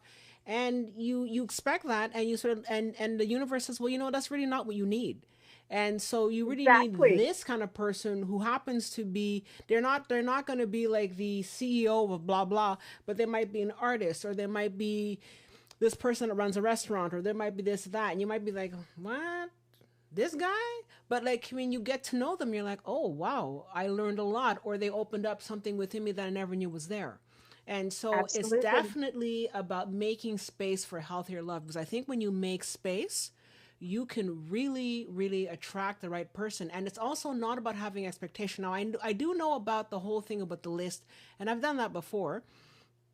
And yes, and I've attracted, someone who was really, really close on the list. But you know what though, one of the tricks that I would say is that also when we were talking before about chasing, don't chase because it's that frenetic Yes, energy that sort of absolutely. blocks Yes. things. So if we're talking about how do you attract a loving soulmate, you say, okay, well, I have a list. And if you could have some idea of what you're looking for, definitely, but don't make it like, okay, but he has to be born at this time and needs to be this sign Yes, and like, absolutely. the ministry, like little teeny tiny details. No, no, no. You have to say, well, I'm looking for a male or a female. I'm looking for someone who lives in, my part of the world. It'd be nice, and someone who has a good job, not a specific job, but like someone who has a decent job, and very Absolutely. very Yes. little Yep, details. they need to be You know, financially secure. And so that's what financially you can secure. do. financially secure, Secure. somebody who is emotionally healed. Exactly. And those are very important things, because I've attracted more than a few people who are not emotionally healed. Exactly. And, when you're dealing with somebody who's not emotionally healed, that is very unsettling for Hmm. you. And eventually you just start looking and you go, I give up. I'm not even going to bother anymore. Hmm. Yeah, exactly. But but there's also the fact that people say, but how am I supposed to find this person? You also have to put yourself out there. There's also that too, Yes. because you also have to, yes, it's about the self love, it's about a lot of different things, but it's also about putting yourself out there and not just having like an agenda, like, oh, okay, well, I have to go to this restaurant at this time with you because, maybe I'll find him, or maybe I'll find her, that kind of thing. No, if you're going to go and do something, do it because you love it. You say, you know what, I really like Yes. mountain climbing. 100%. I love mountain climbing. Okay, so I'm gonna go to this mountain climbing group, and just go for the group because you really like it. And you never know, when you're minding your own business and you're not paying attention, poof, the partner shows up, because you allowed. Also, the thing is that you also allow the universe. And I think this is something that I think that Abraham. I think if people know Abraham Hicks, and some of the work that they've Absolutely. done, Yes, is that he does. you've put your order out to the universe, you've given them your order, say, here's where it's my order, here you go. And then once you do that, then you sort of walk away and you sort of go off and you do your own thing. And the universe now takes your order and says, okay, so they want so and so and so. Okay, okay, I think I have something here. Poof. And like you said, it takes a bit of time. But when you are ignoring it, that's also what happened to me too. Is that I remember having this picture of I don't know, some actor on the wall, and I was saying, oh, he's so cute. I wish I had a guy like that. And I looked at it for a while, but then I sort of forgot about it. But it was always there, but I forgot about it. And lo and behold, about a year later, I met this guy who looked exactly like the actor. It was absolutely incredible. Universe heard you. Yeah, but the thing is, I didn't make any other, like other requests. Obviously, I wanted somebody who was decent, but I mean, as long as you don't sort of limit it too much, you can put it out to the Absolutely. universe and it comes back to you. So if you're asking what are the actual tools that I need to do, is to have faith and have Yes, trust. it's believe until you see it. Yeah. And that is something that, I mean, we have come to a society where it's people will say, I'll believe it. I'll when I see it, I believe it. And that's not Exactly. how it works. It's basically, you need to believe and have faith that the universe will bring you what you want. You also have to keep in mind that the bigger the order, I mean, hey, if you want to manifest financial security, that's great. The universe could do that, but don't assume that it's going to happen in a really short time frame, because the bigger the order, the longer it takes for the universe to put all the pieces behind the scenes together for you and line everything up. And you're absolutely correct. Put it out there. And one of the big things, how many times have we ever said, oh, I wish I had a parking spot right next to the parking? And then you go and you drive around and you look, Yeah. and then the next thing you know, there's one sitting there. Mm-hmm. It's like, we can manifest, we Yeah. can do it, but a lot of it is forgetting Mm-hmm. about it, assume that it's going to happen, Mm-hmm. and know without a shadow of a doubt. Instead of saying, it's like a plant. When you plant a seed, do you sit there and start looking at it every single day? No. You know that you planted the seed, you know that it should start growing. Give it time. When you put the seeds out there, yes, we have to have an active part and we have to put some action steps to it. You're not going to say to the universe, I want to start a business, and then sit there and go, oh, I hope the business is going to come to me. It doesn't work that way. You have to actively participate. And when the universe sees that you're putting steps towards it, Exactly. then, like Crystal was saying, with regard to, you like to go and rock climb, get yourself out there. Yeah. Go find something new. Go take up a new hobby, or go back to something that you haven't Mm-hmm. done in a long time. When you start putting it out there, Mm-hmm. the universe goes, oh, they're actively participating. Mm-hmm. Okay, I could drop this over here, or I could drop that over there. Mm-hmm. It really does make a difference. And that is one of the keys. I mean, I do a lot of information on manifesting, and I I am constantly trying to bring myself into activations for manifesting, for healing, and things like that. And I'm a constant learner. I will always do that, because if there's another way or there's a better way, I would like to know. But I can honestly say things have come in leaps and bounds for me. And the more that I believe, the more I know it's happening. And it is happening behind the scenes, and I can't see it. It's like Wizard of Oz. Yes, there's a little man behind the scenes. It's the universe. Oh, we can't hear you. Sorry. Sorry about that. But one of the things that I find interesting is when people say, well, I prayed for this partner and all that kind of stuff. And I mean, yes, prayer can work as well, and there's nothing wrong with that. But there's also we talked about it just briefly about how you can speak with your higher self and put the order through, you know? Yeah, And 100%. Our higher selves is an extension of us, and they mhm, are the higher portion of us that already knows. I mean, once you are spiritual enough that you start recognizing your higher self and you talk to yourself and your source and your guides, it's amazing the information that you get back. mhm, And you know, ask your higher self if you're really confused. You then say, what is it? Show me what it is in a way that I understand that I need to do to get myself to a specific point, whether it be, I know that I'm lacking something. Please provide me with the resources. You'd be amazed at how many times you'll be scrolling through something on the internet and something will pop up, or you'll be looking at a book, or somebody will say something and it resonates. It'll come in on a song. It's because the universe, we're energy. The energy goes and it flows and it comes back to us the same way that we put it out. mhm, All you have to do, old saying, ask and you'll receive. It's entirely true. Be careful what you're asking for. mhm, If you ask for negativity, that's what you're going to get. If you ask for positivity, that's what you'll get. If you mhm, ask for clarification, you can get clarification. mhm, Sometimes it takes time, but you need to also listen. And it's not just listening with your ears, it's listening with your heart. If mhm, someone says something and it resonates, or if you get, I mean, very often as being awakened spiritually, you'll be talking to mhm, people and you will get goosebumps, or you'll get something going down the middle of your back. That's a verification. It's like listening to your gut. Your gut is always going to steer you correctly. Your heart, you're going to feel it within your heart space if it mhm. is something that is meant for you. So listen to those signs. Mhm. It's very important, because too Exactly. often we basically say, oh no, that can't be it, or we second guess it, or we overthink it. But yet that's what it was all along. Yeah, exactly. So go with your initial reaction. Hmm. And if anybody has any questions, we're going to open up the phone lines. I'm going to ask my tech to put the phone number up. So if you want to call in to the show and ask a question or share a comment with us, you can just look in the chat and we have the phone number up there. So feel free to give us a ding and we'll ask, we'll pick up the lines. I have an interesting question though. And I know we went over it briefly at the beginning.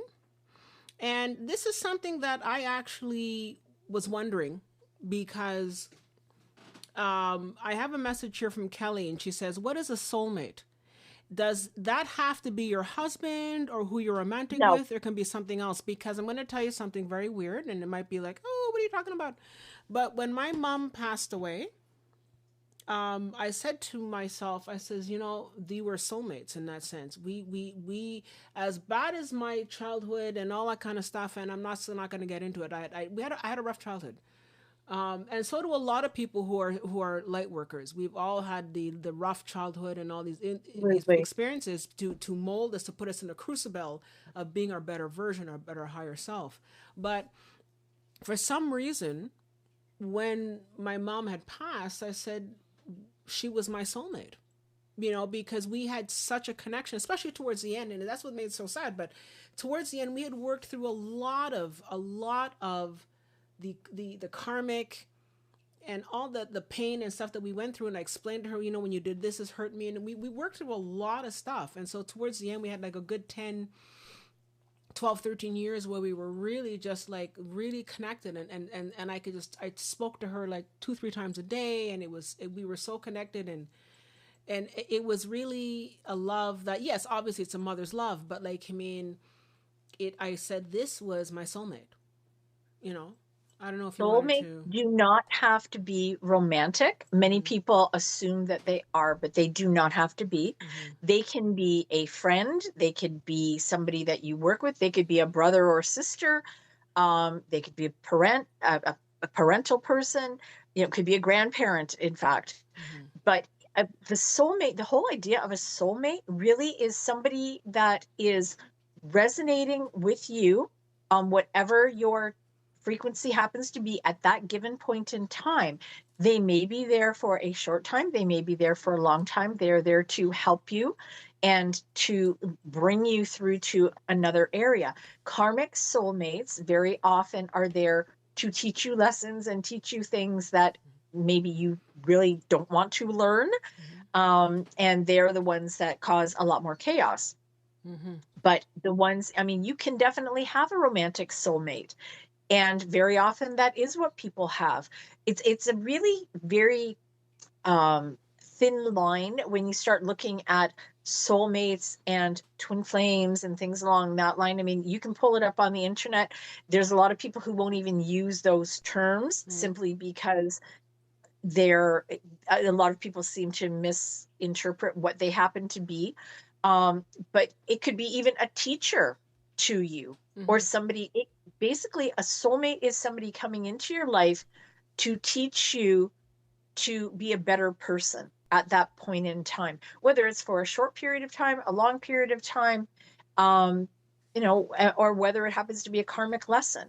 And it's a whole sort of other realm and whole other ball game when you start looking at all the different types of soulmates and twin flames and things along that line.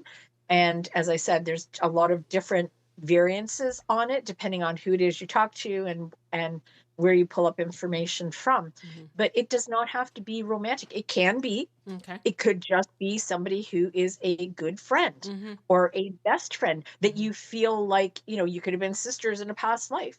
Yeah. Could have And been something like that. mm-hmm, exactly. And I know that there's some sisters. There's some that I know in the office are very, very close to their sister. And I always thought that sisters are always fighting, but they're extremely close. And excuse me, it could be that that's their soulmate as well. You know. But I Absolutely. have an interesting question here from Taylor Roman 6167. And Taylor asks, "How do we align with our soulmate other than being a better person?" So.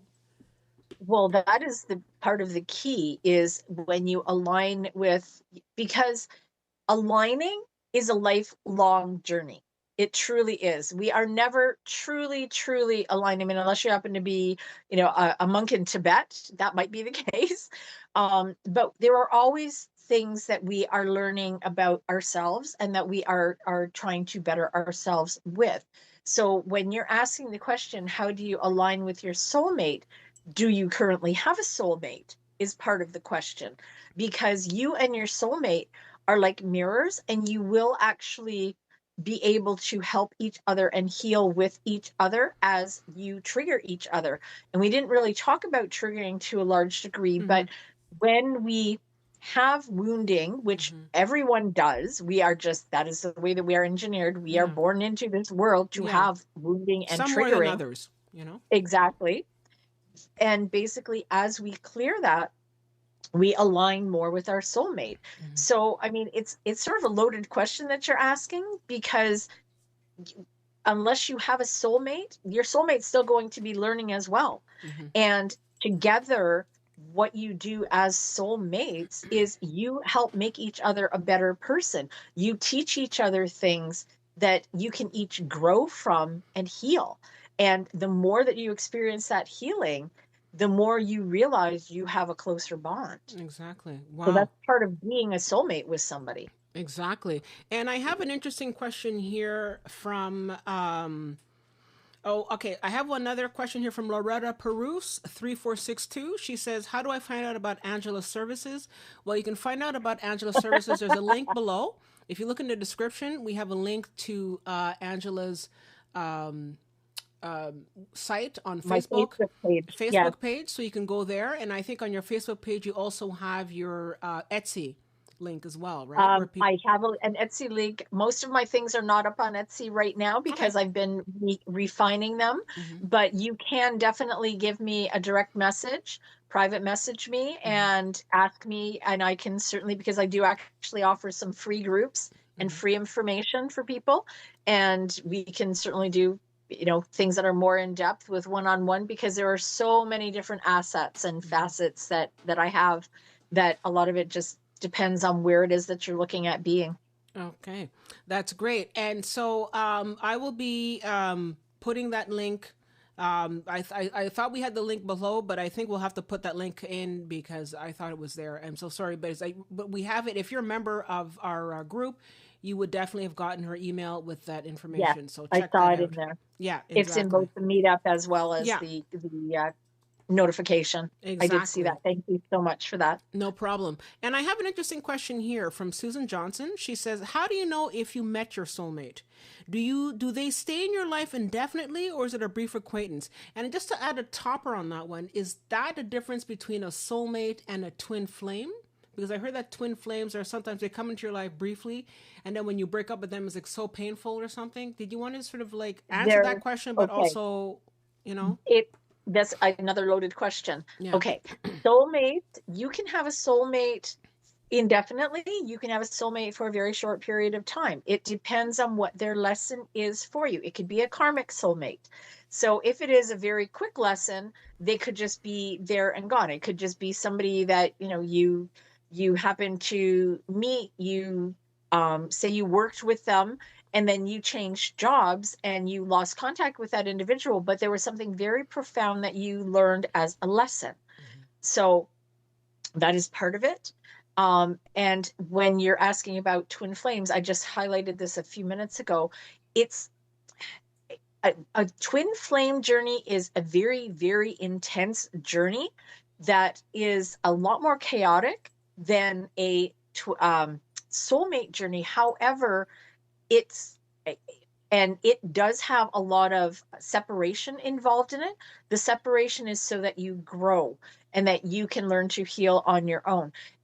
A lot of times they will sort of intermesh the two of them. There are subtle differences. It's not even something I'm going to try and get into at this point because there's so many different nuances to it. It's sort of a show in itself.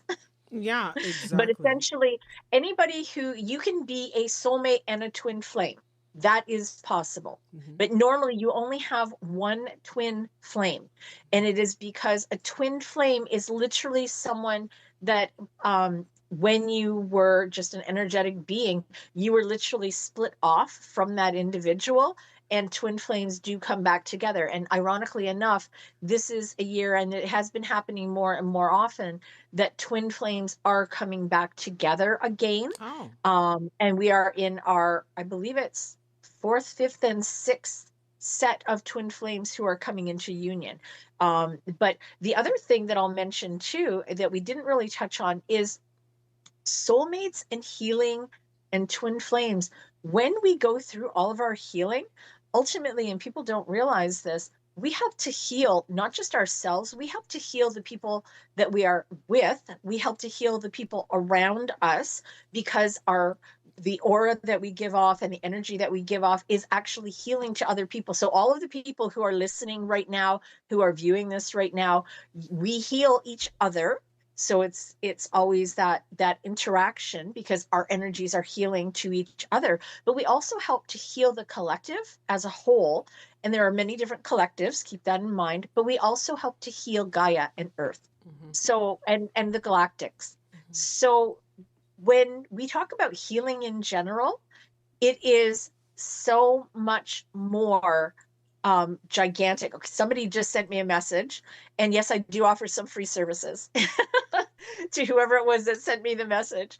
It just popped up on my screen here. Mm-hmm. But just keep in mind with the healing, that's why it's so, so important that we have these healing journeys and that our energy continues to grow and expand, because we are not just healing ourselves. We are healing so, so much more when we start to heal. And it can be just something tiny, but it has a huge impact on everything else Yeah. because our light shines. Mm-hmm. Exactly. And I have an interesting question here, which I love because I think I love animals and you know, they're like, and also I agree with you, Kelly. If I met someone who was mean to animals, oh no. Yeah, that's a Oh big hell no-no. no. No, no, no, no, no. A big no. Um, and somebody here, the Mimosa Rose asks, can animals be our soulmates? I would hope that's a yes. Yes, actually they can because Hmm. animals are energy as well. Yeah, I but they're mean, I so know that I've pure. had animals that can do that. I mean, you don't have to have another human who is your soulmate. You can have galactic soulmates as well, Okay, that and you was can my have next past question. life soulmates. Yes, no, absolutely. You can Hmm. have galactic soulmates.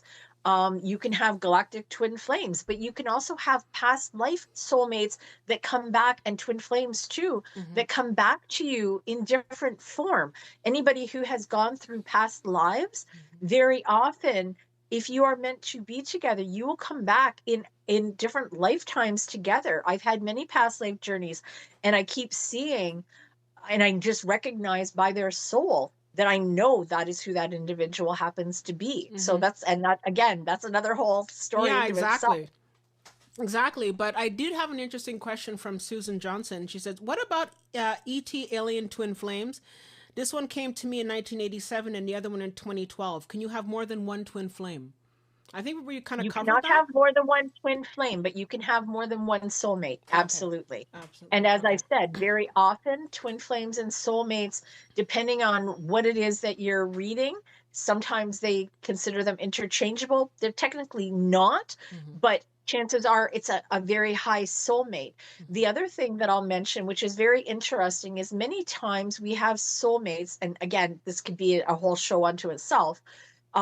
We have soulmates that are destined to be with us. Hmm. If they do not do the required healing, what will very often happen is the universe will send us a high vibrational mate, and somebody who is, maybe it's not our soulmate, but it's somebody who is worthy of what it is. Because unfortunately, Hmm. sometimes, and I actually went through this at one point, um, we had individuals that they didn't want to do the healing. Hmm. And what happened was, I got an actual message from the universe, because I'm very much in tune, that they were sending me a high level mate to take the place, because the soulmate did not want to do the healing. Hmm. So there's a lot more to it than meets the eye. And if anybody wants to really delve into it, it's a very, very big thing. There is a lot of information out there. You can go down rabbit holes with it. And I've spent many years learning all of the ins and outs to it. And there's always new information that comes out, but it's very, very interesting. And Hmm. it does happen where you can be sent a high level person into your life because your soulmate didn't want to do the work. Exactly. So, And one thing that you did, you said that we didn't talk about, which you're right, we didn't. What about triggers? Sometimes you sort of have a person in your life and said, but what's this? Like, why yeah, is this person driving me up the wall? They're nuts. What's going on there? Help us out. Because again, that, Hollywood gives us the impression that's supposed to be like yes. rainbows and Oh, yeah. unicorns No, it's and definitely la la not. la. And it's not always like that. No. No. In fact, if it is a true soulmate or a true twin flame, Mm-hmm. the triggers that you feel, whether it's because you're feeling rejected, whether it's because you are feeling abandoned, whether it's because they're not doting on you. First of all, what kind of communication have you had with them? Mm. Have you told them, here's my love language, this is what it is that I want to know, this is how I want to be treated? What's your communication level with them? But the other part of it is literally, you are meant to learn and heal from different woundings that you've had.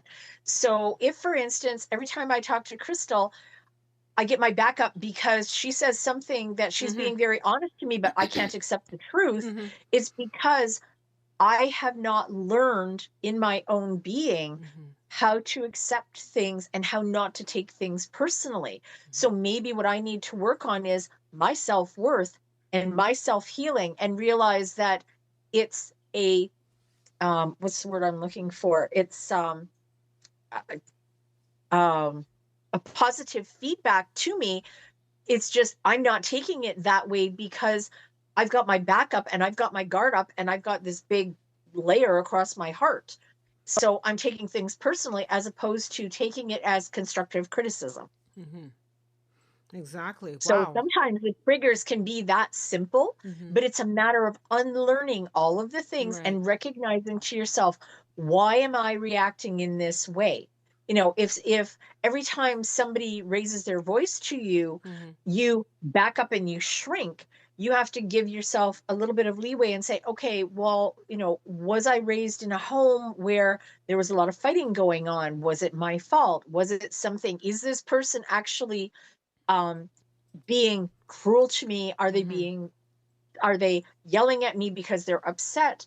There are a lot of different factors that come into play there, because Mm-hmm. if it's somebody who, first of all, they have not learned to control their anger, that's one thing. But if it's something that they raise their voice and you're automatically taking it as something very derogatory, you have to understand why. Why is it occurring that I'm taking it in this regard? Mm-hmm. Could just be that they're having a bad day. Could be that you were raised in a household where, as a child, it was basically, do as I say, not as I do, sit there and don't say anything, or that there was a lot of yelling that went on. These are all woundings that we have experienced. And the only way to start getting past those things is to heal it. By no means am I saying that you should be in an abusive relationship, whether it's somebody, yelling, narcissism, emotional, or any kind of abuse in general. But sometimes you have to recognize that the reason you're reacting or having a specific kind of reaction is because you have Mm-hmm. parts to you that have not yet been healed. Exactly. And I do have a question here. We're going to wrap it up soon, but I do have a question here from at Indelible. He says, how do I book a call with the speaker, Angela? And I know that our moderator has put her link in the chat, so you can do that. And once we're finished here, I'm going to go back and put all her information in the description. So I'm going Thank to you. definitely put there, Thank but for you. now it's in the chat. So if the moderator can just put the information again, put the link down again, and you can book a call with Angela. She's amazing. Yeah, as you can see, she's amazing. So people want to book with you already. And definitely do that. She's very, very intuitive, and she has so much to say, and we really love what she has to show us. And I think closing up here, I think that if we had to sort of wrap up what we've been talking about, it's about really in terms of finding gratitude every day. And I know it sounds, and I know some people are like, yeah, but that's not what I want. I want like real directions, real instructions. No, no, no. But the thing is, that's what that is. That's where it I starts think with. that people have Absolutely. this idea that it's going to be like this hardcore how to build a house, do this, do that, and that's not what this is. I mean, yes, No. we have tips, but really it's about the simplest things, because we're also led in this matrix to believe that everything has to be hard, everything has to be a struggle, everything has to be da. And that's not. Once you understand who you are, once you sort of do the gratitude, once you sort of have the kind self-talk, take time in nature, especially grounding, daily heart practices, breath work, movement, even the stuff that creates small change. Once you start working on yourself, you change your energy. And because everything is energy, you will then attract love to you. And I mean, it may start off with friendship, but then at some point, especially when you start speaking with your higher self in the universe, you will attract that love. So don't lose sight of that. Absolutely. Just to go right along with that, treat yourself as you want to be treated by other people. Take yourself out on a date. Go have fun. Just do it. Like if you're not with somebody, even if you're with somebody, you are entitled to do that. The more that you treat yourself as a loved, valued being, the more you're going to exude that quality, and the more you're going to have other people that exude those qualities come into your life. And that is one of the things that they say. If you're not with somebody, be your own best date. Be the person that you want them to be. If it happens, it happens. But don't start saying, oh, well, I have to have it by the time I'm 30 and I have to have this and I have to have that. Because then all you're doing is you're chasing a pipe dream. Yeah, exactly. Yes, it can happen, but chances are you're going to get a lot of frogs before you get the prince. Exactly, exactly. And and also again with the matrix, it has to happen like you said at 25, and then this and that, and and I remember being that person. I remember being that person long before I got on my spiritual journey. It's like, yeah, but it has to be at 25, and by 28 it has to be, and 30, and I don't know. And it's just sort of, you just put yourself through a lot of stress. I think that obviously when you're younger, what can you do? You have to make those mistakes.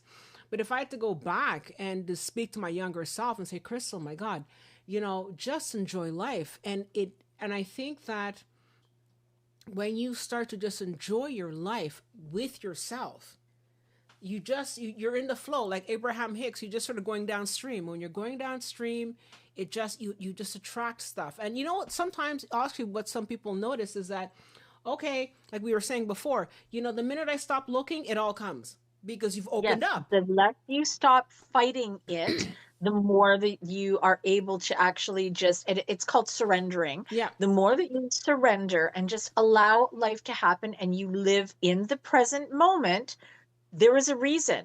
Because when you start looking in your past, you're not going that way. You're going forward.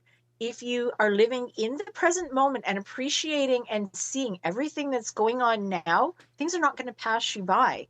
If you're not seeing those things, then what's happening is life is literally happening around you instead of you being able to enjoy those things. If you start looking at too far down the future and saying, well, my future has to be this, and this, it's great to plan that. But I hate to say it, the universe has a wicked way and a wicked sense of humor of not doing those things. Or it's going to do it in such a way that it's basically you're going to go, where the hell did this come from? Yeah, exactly. Because you're not giving it enough information to be able to go on. You're just saying, this is what I want. Well, it's going to give it to you, but not necessarily the way that you are thinking in your mind. And that's the other part, is the more that we have expectations of this is how we think it's going to be, the less likely that's exactly what it's going to turn out. Exactly. And it's a matter of being happy with it. Sorry. Yeah, no, sorry. But just to sort of go on what you're saying, because I love Bashar, and Bashar always says that the human mind is in the valley, but the higher mind is on the mountain, and they can see all the twists and turns of what you need to go through in order to get to where you have to go. But also, the universe may say, well, what you're looking for is actually not as good as you think it is. I have something better. Now, if you open yourself up to, I can give you this thing that's much better. Yes. But if you sort of say, no, I want to be in this box, and no, I want just like this little thing, little bitty thing. The universe is saying, no, I have something bigger and better, boom. And like you close yourself off. So like, I mean, it's also about just like you said, surrender. But also sometimes, and it can be a wicked sense of humor, but it can also just be that the universe says, you know what? No, I'm going to give you what you need to learn, because also you come into this life to learn certain things, to come in with a certain kind of partner, and to learn not to be triggered or to work through some of the challenges that you've had. And maybe once you've done with the frogs and you've made your mistakes and all that kind of stuff with the frogs, then I'll send you the prince, because you don't want to make mistakes with the prince. You know what I mean? And that is very often what happens if people are aware of it. The universe, if you do not learn your lesson or lessons, the universe will keep on bringing them back to you. Exactly. As difficult as they might be. And they can be through other lifetimes that they will bring them back to you. Once you start learning the lessons and you learn them and you don't start repeating them, then you can start moving on into the bigger pictures. But sometimes it can be very painful. And believe me, I've been through the loops a few times with certain things, and it's like, no, I am not going through this again. It's a matter of knowing what you will learn to tolerate, what you won't tolerate, setting up the boundaries, knowing your self-worth. And sometimes that's a huge lesson in itself. For me, it Exactly. was, and it took me many, many, many years Yeah, to get to that point. But I'll tell exactly. you, now that I have, my whole life has changed. Exactly. And you know what? I also want to talk about one last thing before we go, but also we're always programmed and controlled to say that you could only have love within between the age of 20 to 40. And anything after that is no. And you can't have a sex life after 40 and no. You know, especially as women, we are told that, well, you're no longer worthy after a certain age, which is BS. But I think what's important, especially as women, is to understand that we come into our own in our 50s. We come into our own. We are the much better, fine wine much later in Yes, life. I And don't totally think that, agree with that. oh, well, we can't, I can't because, well, I'm over a certain age. So, okay, well, that's it. I'm no longer worthy of love. So I got to go. No, that's BS. No, that is totally not true. No. My great grandfather actually fell in love with a woman. He was in his 80s, Mm-hmm. and he ended up passing away in his 90s of heartache because his family refused to let him get married. And that is a Oh. true, true story. And I mean, I loved him to death. He was a wonderful man. When my mom told me about that, I couldn't believe it. But it was because, as you say, society is programmed to say, you can only start being in love and have kids and whatever. Maybe you don't want kids. Maybe you're done with your life. Maybe all you want to do is travel. You Exactly. don't have to be a certain age. I'm sorry, but the universe does not keep those things in mind. And No. hey, some galactics can live to be 400 Earth years, Mm-hmm. 700 Earth A years. thousand years. Energy beings, literally, we just change. We're still energy. Mm-hmm. Energy just changes. Mm-hmm. That's all that it does. Exactly. So, keep that in mind when you're looking at that and you're trying to put little parameters on it. Mm-hmm. The more parameters that you try to give the universe, the more you're not going to get what you want. Exactly. And Have a bit of an open mind. exactly. And one last thing, I know it's a bit of a weird question, but one last thing. This year, and especially next year, we're going to be changing. We're going from Homo erectus to Homo galacticus. We are completely changing our energy and all that. I know this is a bit of a long shot, but I know you've channeled this information before.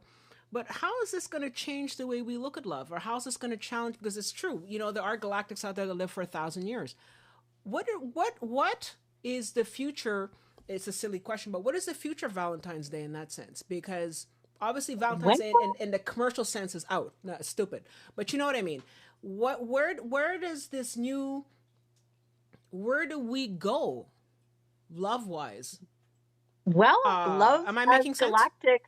love as galactics is going to be very, very different because many galactic societies, and it's funny because I know that you've got somebody coming up with a show where they're going to be talking with Mm-hmm. I know Kevin Estrella is going to be talking with Karen Holton Mm-hmm. about her book Transdimensional, and Exactly. she touches on that. But they have a show coming up on Pyramids on Mars Yes. with regard to that in particular, where they're going to be touching on it. Many galactics do not have monogamous relationships similar to what we have on Earth. Um, a lot of the galactics do not have, they're light beings. So it is all energy exchange. And I can honestly tell you, when you are when your frequency is raised to a certain degree, what you experience is more energy related as opposed to, and this again, this could be a show into itself because it's Mm-hmm. so in depth from what Mm-hmm. I've experienced and learned. Um, but it's actually an energetic exchange. And that is one of the reasons why, as individuals, particularly when we are with other people in a relationship situation, we have to be extremely careful because we hold those persons' energy with us and we carry it with us even long after the energy or long after the relationship has ended. Mm-hmm. But being that we are energetic beings, there are different galactics that literally, and you've seen it on Star Trek, they can hold hands and they can just exchange the energy, and the energy exchange between them is more than enough to satisfy what it is that they have. So I really do see that as part of our future, depending on what kind of beings we morph into. And, you know, if it's light beings per se, Bashar has also mentioned that. In fact, I was reading something the other day, but as we get into a fifth dimension, sixth dimension, etc., yeah, we're going to find that there's a lot of different beings out there. And anybody who knows that there are different galactic beings, different galactic societies, have a lot of different practices. In some places, literally having sex with a galactic being is like shaking hands. It's very well, it's just something that's well accepted in that regard. So a lot of things are going to be changing for us. I'm not saying that that's something that, you know, is going to happen today or tomorrow, but anybody who's visited by different galactics knows that there are a lot of different rules and regulations. It's a totally different type of societal norm, but they also are unconditional love. They do not have a lot of the boundaries, and they have boundaries, but they don't have the wounding that we have because they don't grow up with that. Exactly. So it's a total different societal norm that they're in.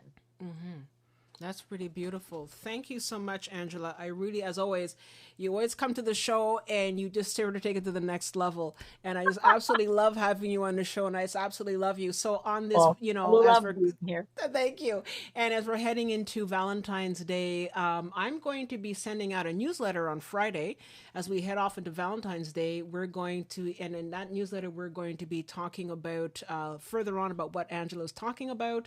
And I have a couple of recipes for you guys, and it's going to be a lot of fun. And so I really would like to just say thank you to everybody. And in particular, I want to say thank you to Angela for coming in and for having this special talk with us, because I think that it's important, because it's important that we look at love very differently, and that we look at love, how we love ourselves. And I actually wanted to close off with something that Kelly said, which I find is very beautiful. Thank you so much, Kelly. She says, "My belief is your soul is going to live forever. So care and heal and work on yourself."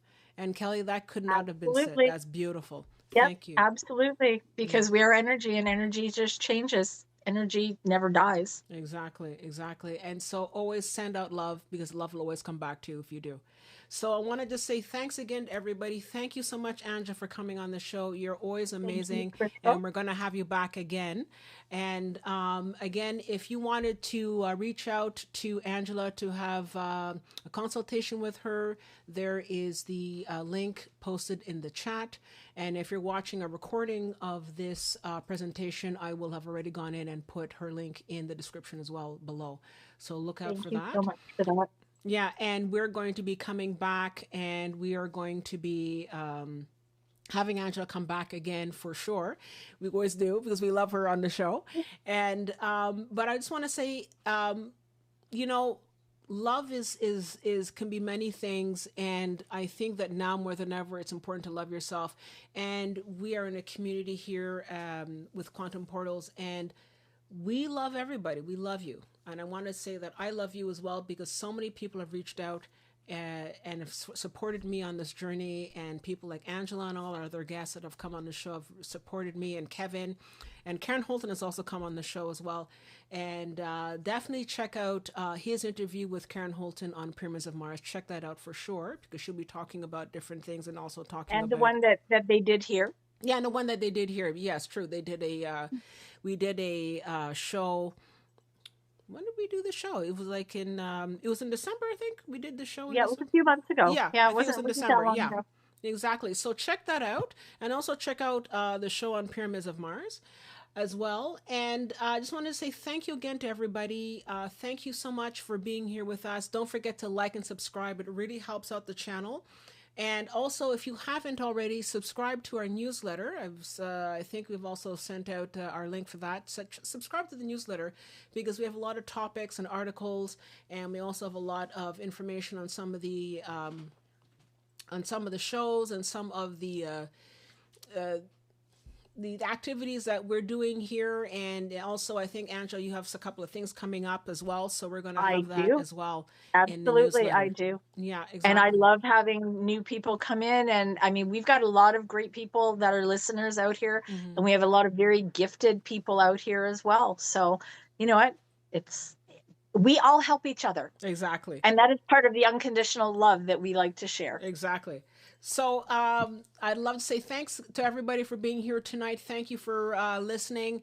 And if you are watching this a little later in the week, happy Valentine's Day. Send you love and light to everyone. And we will see you next week. All right. So take care and Bye, send you love. everybody. Bye.